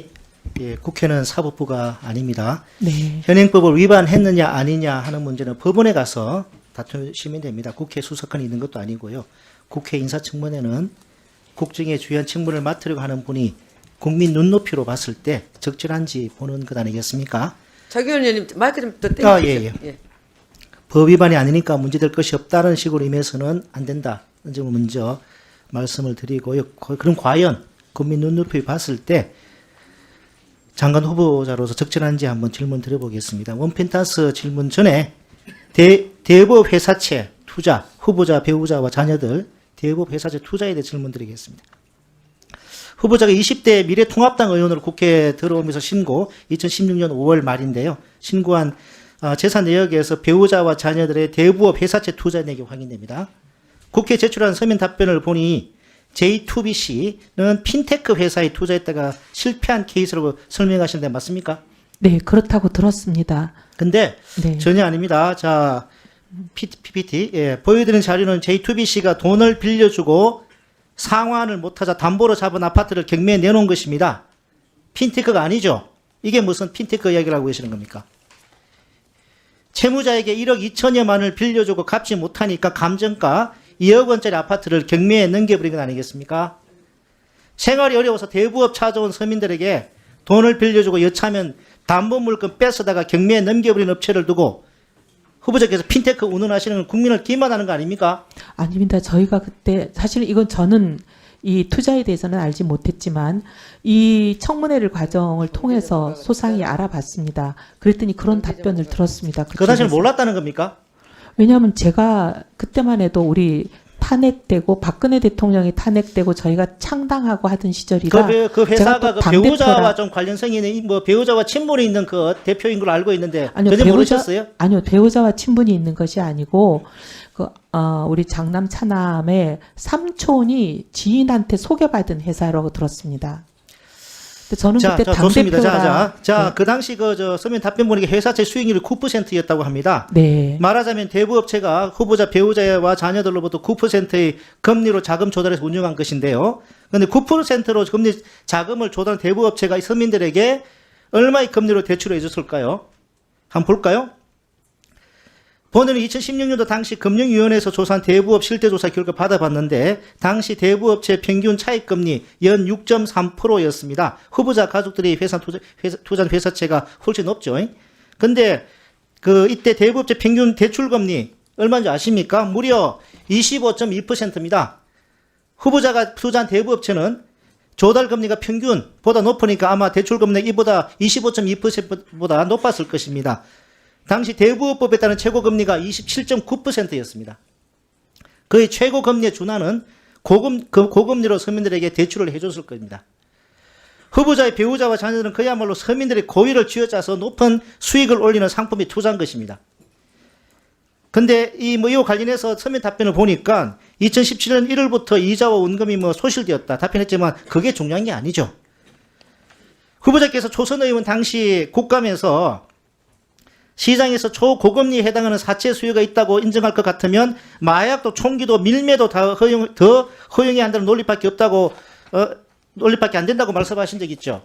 네, 저는 그래서 이자 제한법 부활 예. 쉽게 주장하면서 나온 말씀입니다. 합리적이고 타당한 주장입니다. 네. 근데 이런 주장을 하시는 분이 배우자와 자녀들이 높은 금리의 대부업 회사채에 투자하는 것에 대해서 묵인 또는 방관했다는 걸 보이는데 하실 말씀 있으십니까? 아닙니다. 사실 그때 당대표를 한번 해보시면 아시겠지만 작은 정당의 당대표는 잘 시간도 없습니다. 그런 상황이라 가족들이 무슨 일을 하는지 제가 몰랐습니다. 해명이 국민 눈높이 맞는지 국민들께서 판단하시리라 생각합니다. 자, 원펜타스 질의 들어보겠습니다. 아까 앞선 의원님들 질의에 장남과 결혼한 배우자 사이가 좀 안 좋아서 좀 그런 현상이 있었다고 말씀하셨는데 자, 제가 한번 보겠습니다. 2023년 8월 달에 KIP 대외경제연구원에 장남 취업했죠. 자, 그 다음에 결혼식이 12월에 있었습니다. 자, 그 다음에 2024년 2월 27일에 며느리가 용산 아파트 전입을 합니다. 혼자. 아마 후보자의 말에 의하면 그러면 장남과 사이가 안 좋아가지고 장남은 그때 전입신고 안 하고 며느리만 전입신고한 거란 말입니까? 그런 걸로 들었습니다. 그런 걸로 들었다. 왜냐하면 제가 그때는 몰랐습니다. 이번에 이 일이 장남과 그 배우자 결혼한 며느리가 사이가 안 좋은 걸 갖다가 그때 잘 모르고 아니요, 사이가 안 좋은 건 그때 너무나 잘 알고 있었고요. 며칠 날 소위 말하면 이제 며느리라고 할지 예비 며느리라고 할지가 전입을 했는지는 몰랐습니다. 일단 좋습니다. 자, 그 다음에 사이가 안 좋은데 원펜타스의 중력 청약 공고가 7월 19일에 납니다. 그리고 며느리가 용산에서 2014년 공고 나자마자 공교롭게도 공고 나자마자 7월 25일에 전출을 합니다. 나갑니다. 도곡동으로. 도곡동이 혹시 사돈집이에요? 사돈집이 그건 아닌가요? 모르겠습니다. 자, 좋습니다. 그리고 7월 사돈집은 자, 좋습니다. 그 다음에 오후에 청약을 해가지고 청약 신청을 합니다. 네. 그리고 그 다음 날 저기 바로 용산에서 온 가족이 후보자 일가족이 용산으로 갑니다. 네네. 근데 아까 전에 그 이사 계약서 제출했다 하시다 그래서 제가 확인을 해보니까 네. 이사 계약서가 아닌 것 같아요. 1개월 동안 물품 보관 계약입니다. 그리고 이사 계약이면 여기 저 반포 레미안에서 용산으로 간다 아니면 펜타스 간다 이게 목적지가 정해져 있는데 그 계약서 지금 보니까 목적지가 비어 있어요. 미정이에요. 그리고 밑에 그 특약사항에는 1개월 동안 물품을 보관한다는 이야기 내용이 있습니다. 아까 오후에 추가질에 다시 한번 그 제출하고 물어보겠습니다. 이사를 자, 일단 더 물어보겠습니다. 그 다음에 8월 7일 청약 당첨되고는 8월 19일에 발코니 확장 계약을 합니다. 그리고 9월 24일에 온 가족이 용산에서 이제 원펜타스 전입신고를 해요. 그리고 그 다음날 사이가 안 좋아가지고 저 갔다는 도곡동에 가 있는 그 며느리는 그 다음날 이 용산으로 다시 전입신고합니다. 그리고 그 다음에 4월 30일에 아들이 장남이 원펜타스에서 용산으로 갑니다. 그래도 사이가 다시 좋아지고 간 겁니까? 그건 모르겠습니다만은 아니 4월 30일 바로 전에 봉합하려는 무슨 노력을 일이 하고 있은 줄 있었어요. 아세요? 4월 30일 전에 언론 보도에 하면 4월 30일 즉 4월 29일에 국토부의 부정청약 점검 결과 발표가 있었습니다. 4월 29일에 그 발표가 있었고 아드님은 바로 그 다음날 4월 30일에 용산으로 전입신고했어요. 의원님, 이게 상식적으로 납득이 가는 이 모습입니까 이게? 아니 그러니까 저도 납득이 안 되는데 의원님 주장이 의원님 저희는 부정청약을 했다는 생각이 1도 없습니다. 그렇기 때문에 부정청약 관련해서 점검이 있는지 뭐가 있는지 저희는 아예 신경 쓰지 그럼 않았습니다. 이거는 그냥 뭐 진짜 정말 우연의 일치라는 겁니까? 우연한 일이라는 겁니까? 공교롭게 알지 아들이 용산으로 전입 나간 게 원패들이 나간 게 국토부의 부정청약 조사 결과 언론에 발표된 그 바로 그 다음 날이에요. 그런 거 저희가 보지도 정말 않... 우연의 일치입니까? 아니 저희는 정말 몰랐습니다. 아니 그리고 저희가 뭔가 부정청약을 했다는 일말의 생각이 있었어야 저런 걸 챙겨보지 않겠습니까? 정말 환상의 콤비 같습니다. 군사작전 방불케 하는 정말 국민 여러분께서 후보자의 말씀과 해명을 과연 믿을 만한 분이 몇 분을 있는지 이분이 알릴 수 없습니다. 네, 수고하셨습니다. 다음은 국민의힘 박수민 의원님 질의해 주시기 바랍니다. 예, 위원장님 감사합니다. PPT 띄워주시면 시작하겠습니다. 네, PPT 띄워주세요. 예, 후보자 관련해서 논란이 많아서 좀 체계적으로 검증하겠습니다. 5가지 기준 5점 척도로 질문 좀 드리겠습니다. 리더십, 정치신념, 준법의식, 도덕성, 전문성 5가지 측정해 보겠습니다. 후보자님, 본인의 리더십을 5점 척도, 만점, 1점에서 5점까지 중에 얼마 주실 수 있겠습니까? 제가 저를 셀프 평가하는 것은 이 자리에서 적절치 않은 것 같습니다. 국민이 평가하실 몫을 제가 어떻게 평가를 하겠습니까? 좋은 답변 같은데 성실하지 않습니다. 본인에 대해서 자기 측정을 하는 것이 메타인지고 그것이 리더의 기본 소양입니다. 내가 무엇을 어떻게 할 수 있고 내가 부하 직원을 어떻게 대하고 있고 그것에 대한 자각이 리더십의 출발입니다. 국민이 알아서 평가해라. 아니, 좋은 말씀이신데 알아서 평가해라는 뜻이 아니고요. 1점에서 5점 척도 하시겠습니까? 안 하시겠습니까? 제가 제 내부적으로 혼자 할 수는 있지만 국민 앞에 그걸 말씀드리는 것은 국민 앞에 저는 알겠습니다. 온당치 제가 못한 태도 드리겠습니다. 같습니다. 저는 갑질로 인해서 1점 최하점 드리겠습니다. 다음 정치신념 평가도 미루시겠습니까? 모든 사항이 다 마찬가지입니다. 아까 당파성에 매몰돼서 사과도 못했고 인지도 못했다 하는데 지금 국민의힘 내에서도 계엄에 대해서 사과 완성하고 있는 사람 있고 공개 발언하고 있는 사람 있습니다. 저도 했고요. 지난 12월 3일 저희 국회의원 107명을 대표해서 송원석 원내대표도 계엄에 대해서 사과하셨습니다. 저희가 충분히 전달 못 드린 점은 죄송합니다. 계속 노력할 것입니다. 그러나 장관 자리를 놓고서 갑자기 통합의 정신이 각성됐다. 어떤 국민이 어느 정도 이해할지 판단해 보겠고요. 정치신념 최하점 드리겠습니다. 이어가겠습니다. 탄핵 판결 직후라고 말씀드렸습니다. 네네네. 네. 갑자기 지명 전이 아닙니다. 네, 준법 정신 측정해 보겠습니다. 영종도 토지 KDI 연구 총괄 하실 때 예타 타당하실 총괄하실 때 투자하셨죠? 투자가 아닙니다. 그 상세하게 좀 설명을 드릴 시간을 아니요, 그거보다 세금 문제가 중요하니까. 그러면 재산 신고하실 때 보니까 매각가액 30억 4천만 원, 매입 12억 6천만 원, 양도 차익 17억 8천만 원, 장기 보유 특별 공제 마이너스 2억 6천 정도 해서 양도세 한 4억 8천 정도 낸 것으로 재산 신고하셨습니다. 맞습니까? 네, 정확한 숫자까지 모르겠지만 대충 저 금액이 맞다고 기억하고 있습니다. 네, 근데 안타깝게도 제가 실거래 계약서를 입수했습니다. 실거래 매각가액은 44억 원으로 LH에서 수용되었고요. 매입하실 때는 7억 5천으로 등록세 내셨어요. 등록세 낼 때 7억 5천으로 실거래했고, 이에 따른 양도 차익은 36억 5천만 원 정도 됩니다. 그리고 해당 토지는 비사업용 토지라 장기 보유 특별 공제에 해당하지 않습니다. 그래서 아무리 작게 잡아도 양도세는 10억 이상 내야 합니다. 어떻게 답변하시겠습니까? 의원님, 저 말씀하신 저거 저희도 놀라서 저희가 혹시 실수했나 하고 이제 저 거래자는 남편인데 남편이 밤잠을 못 자면서 저걸 다 알아봤습니다. 알아봤는데 지금 말씀하시는 건 실거래가 가사 기준을 적용했을 때 저렇게 되는 것이고요. 소득세법 96조 2항을 보시면 거기에 8회 별도의 조항이 있습니다. 그리고 그때는 뭐라 그러냐면 실거래가 과세가 2007년부터 시행되기로 된 건 맞지만 2026년 12월 31일까지 거래된 모든 물건에 대해서는 기준 시가제를 적용한다고 되어 있습니다. 기준 시가제를 적용해서 계산하면 4.8억이 맞는 것으로 저희들이. 예, 그러면 기준 시가로 신고하셨는지 실거래 기준으로 신고하셨는지 그 신고 양식 보여주십시오. 네, 제출하겠습니다. 아니요, 여기 제가 가지고 있어요. 띄워주세요. PPT에.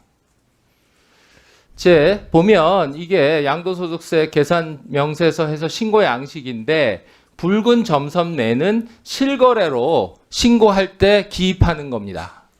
그리고 지금 적용하셨다고 하는 기준 시가 혹은 환산 취득가액으로 계산했다고 할 때는 파란 선 부분에 기입해서 신고하셔야 됩니다. 이거 어떻게 답변하시겠습니까? 본인이 매각하실 때 빨간색 선 안에서 기입해서 신고하셨어요. 즉 실거래로 신고하신 거예요. 네, 의원님, 물론 제가 제 소유의 재산도 아니고 모든 거래는 남편이 해서 제가 당시 상황을 정확하게 기억은 못하지만 이번에 의원님이 문제 제기하시고 나서 저희들도 혹시 잘못한 것이 있을까봐 다각도로 다 알아봤습니다. 실거래로 신고하셨는데 기준 시가라고 답변하신 기준- 얘기는 뭡니까? 기준 시가로 신고한 건데 의원님 얘기하신 저 부분은 저희가 실수가 있었는지는 챙겨보겠지만 어쨌든 기본 원칙은 그때는 기준 시가 적용으로 한다라고 법이 되어 있습니다. 후보자님, 제가 경고 하나 드리겠습니다. 과거의 행적보다 현재의 거짓말이 더 중할 수 있습니다. 네, 알고 탈세한 있습니다. 거는 탈세했다고 얘기를 하시면 돼요. 아닙니다. 그렇지 않습니다. 지금 실거래가로 신고하는 양식에 스스로 실거래로 적어 넣으셨어요. 기준 시가로 기준 가격으로 신고하는 란에 적지 않았어요. 근데 네, 의원님 그랬는데 지금 저거에 대해서 지금 이렇게 얼버무리시면 되겠어요? 아니요. 의원님 보시면 아시겠지만 가격을 보십시오. 가격이 저게 실거래가인지 기준 시가인지는 명확하지 않습니까? 아니 그러면 기준 시가 그 부분에 해서 신고를 하셨어야지. 왜 그리고 장기 보유 특별 공제 마이너스 2억 6천은 왜 하신 거예요? 그게 비업무용 토지인데? 아니요. 비업무용 토지일 뿐만 아니라 장기 보유가 3년까지는 그 공제가 기간은 적용되는 걸로 되는데 저희가 비업무용은 들었습니다. 해당이 안 되는데 왜 비업무용을 또 집어넣어서 2억 6천 절세, 탈세를 하셨냐고 묻는 겁니다. 제 질문에 그걸 답해 주세요. 의원님, 기간의 문제가 아니고. 의원님, 만약에 저희가 저걸 잘못했다면 국세청이 가만히 있을 곳이 아닙니다. 국세청에 국세청은 기간이 네. 지났고요. 저는 아니, 후보자의 당시도. 양심과 네. 후보자의 진실성을 여쭙는 거예요. 저 때 왜 저렇게 했는지 소명을 하셔야 되는 거지. 지금 제가 다시 말씀드리겠습니다. 과거의 탈세보다 현재의 거짓말이 중할 수 있습니다. 의원님, 저거는 기준 시가 적용을 한 것으로 그렇게 들었고 그다음에 그렇게 다 파악을 했고 확인을 했습니다. 네, 오후에 질문하겠습니다. 네.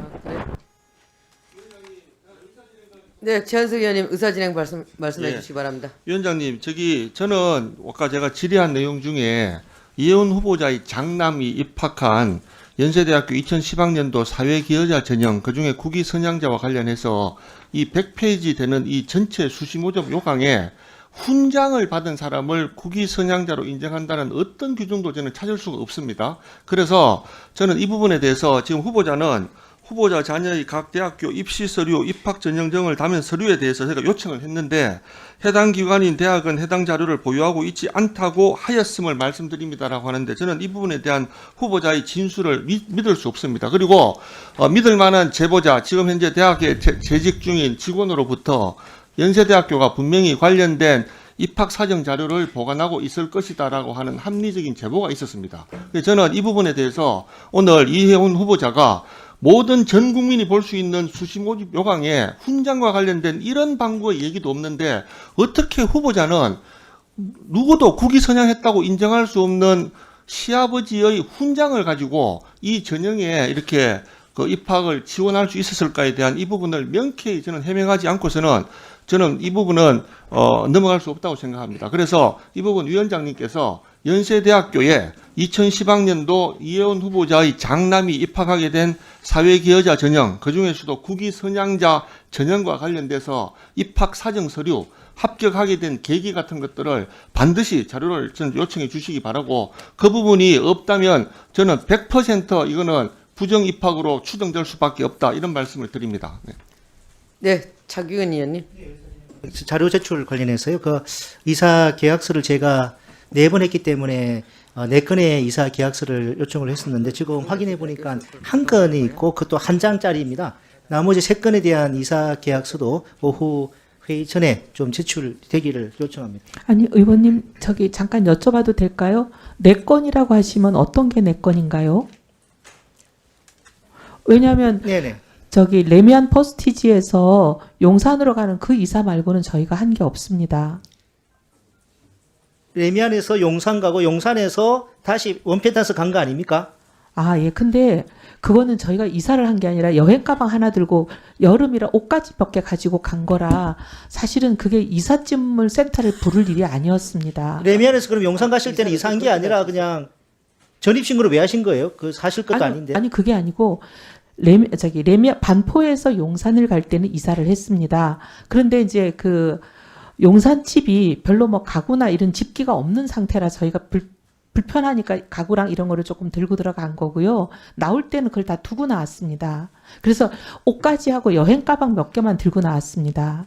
야. 아니 저 정리하자면은 반포 레미안에서 용산 가실 때는 이삿짐 이사 했습니다. 계약을 하고 했고. 짐도 가지고 갔는데 네. 용산에서 다시 나중에 당첨이 된 원펜타스 가실 때는 짐을 네. 대부분 두고 네. 그래서 이사 계약을 하지 않았다. 네, 네. 그 말씀인가요? 네, 왜냐하면 당첨이 될 줄은 그때는 모르고 용산으로 이사를 갔고 당첨이 되고 나니까 새 집에 그 쓸 물건들이 별로 없어서 가져오지 않았습니다. 일단 좋습니다. 그러면 네. 두 건은 며느리 이사한 거 있지 않습니까? 며느리가 실제로 전임 말고 실제로 이사했는지도 좀 의구심이 들거든요. 아니, 그게 며느리가 용산에 들어간 거하고 며느리가 용산에 있다가 도곡동에 나갔다가 아니, 본인이 다시 이제 다 용산으로 떠났으니까 들어오지 그런 않습니까? 거기에 대한 계약서도 아니요, 부탁드립니다. 며느리도 그런 식으로 이사하지 않았을 걸로 알고 있습니다. 하여튼 알아보겠습니다. 그 부분은. 네. 자,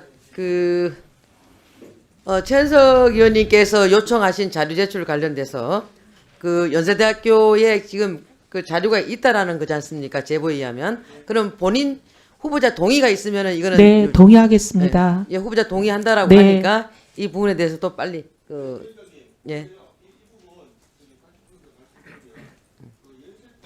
연세대학교에서 자료에 대한 것들은 조금 더 이렇게 엄정한 검증이 필요합니다. 왜냐하면 지금 후보자의 남편이 연세대학교에 보직교수를 오래 했고 이 당시에 교무부처장이었습니다. 그래서 이거 일반 국민들, 일반 학생들은 전혀 모를 수 있는 이런 입시 요강 하에 뒤에서 어떻게 훈장과 관련된 것들이 이게 입학 사정의 그런 근거로 또는 어떤 결정의 중요한 요인으로 결정되었는지 이런 것들 제대로 팔려면 이거 연세대학교에 그냥 단순한 어떤 그런 질의만 해서는 안 될 것 같고 위원장님께서 조금 더 엄정하게 이 자료에 대해서 좀 확보할 수 있도록 그렇게 좀 조치를 취해 주시기 바랍니다. 왜냐하면 이걸 보면 일반 국민들은 훈장받은 할아버지가 있다고 해서 연세대학교에 이 전형을 낼 생각을 전혀 못했거든요. 그럼 내부자에 누군가가 이 역할을 했을 수도 있다. 그 내부자가 이 자료를 안 줄 수도 있다. 이렇게 좀 판단할 수 있습니다. 네. 네, 그래서 그 부분에 대해서는 우리 오차를 위해서 정의한 후에 논의해서 결정하도록 하겠습니다. 원활한 회의 진행을 위해서 잠시 정회하였다가 14시에 속개하겠습니다. 정회를 선포합니다.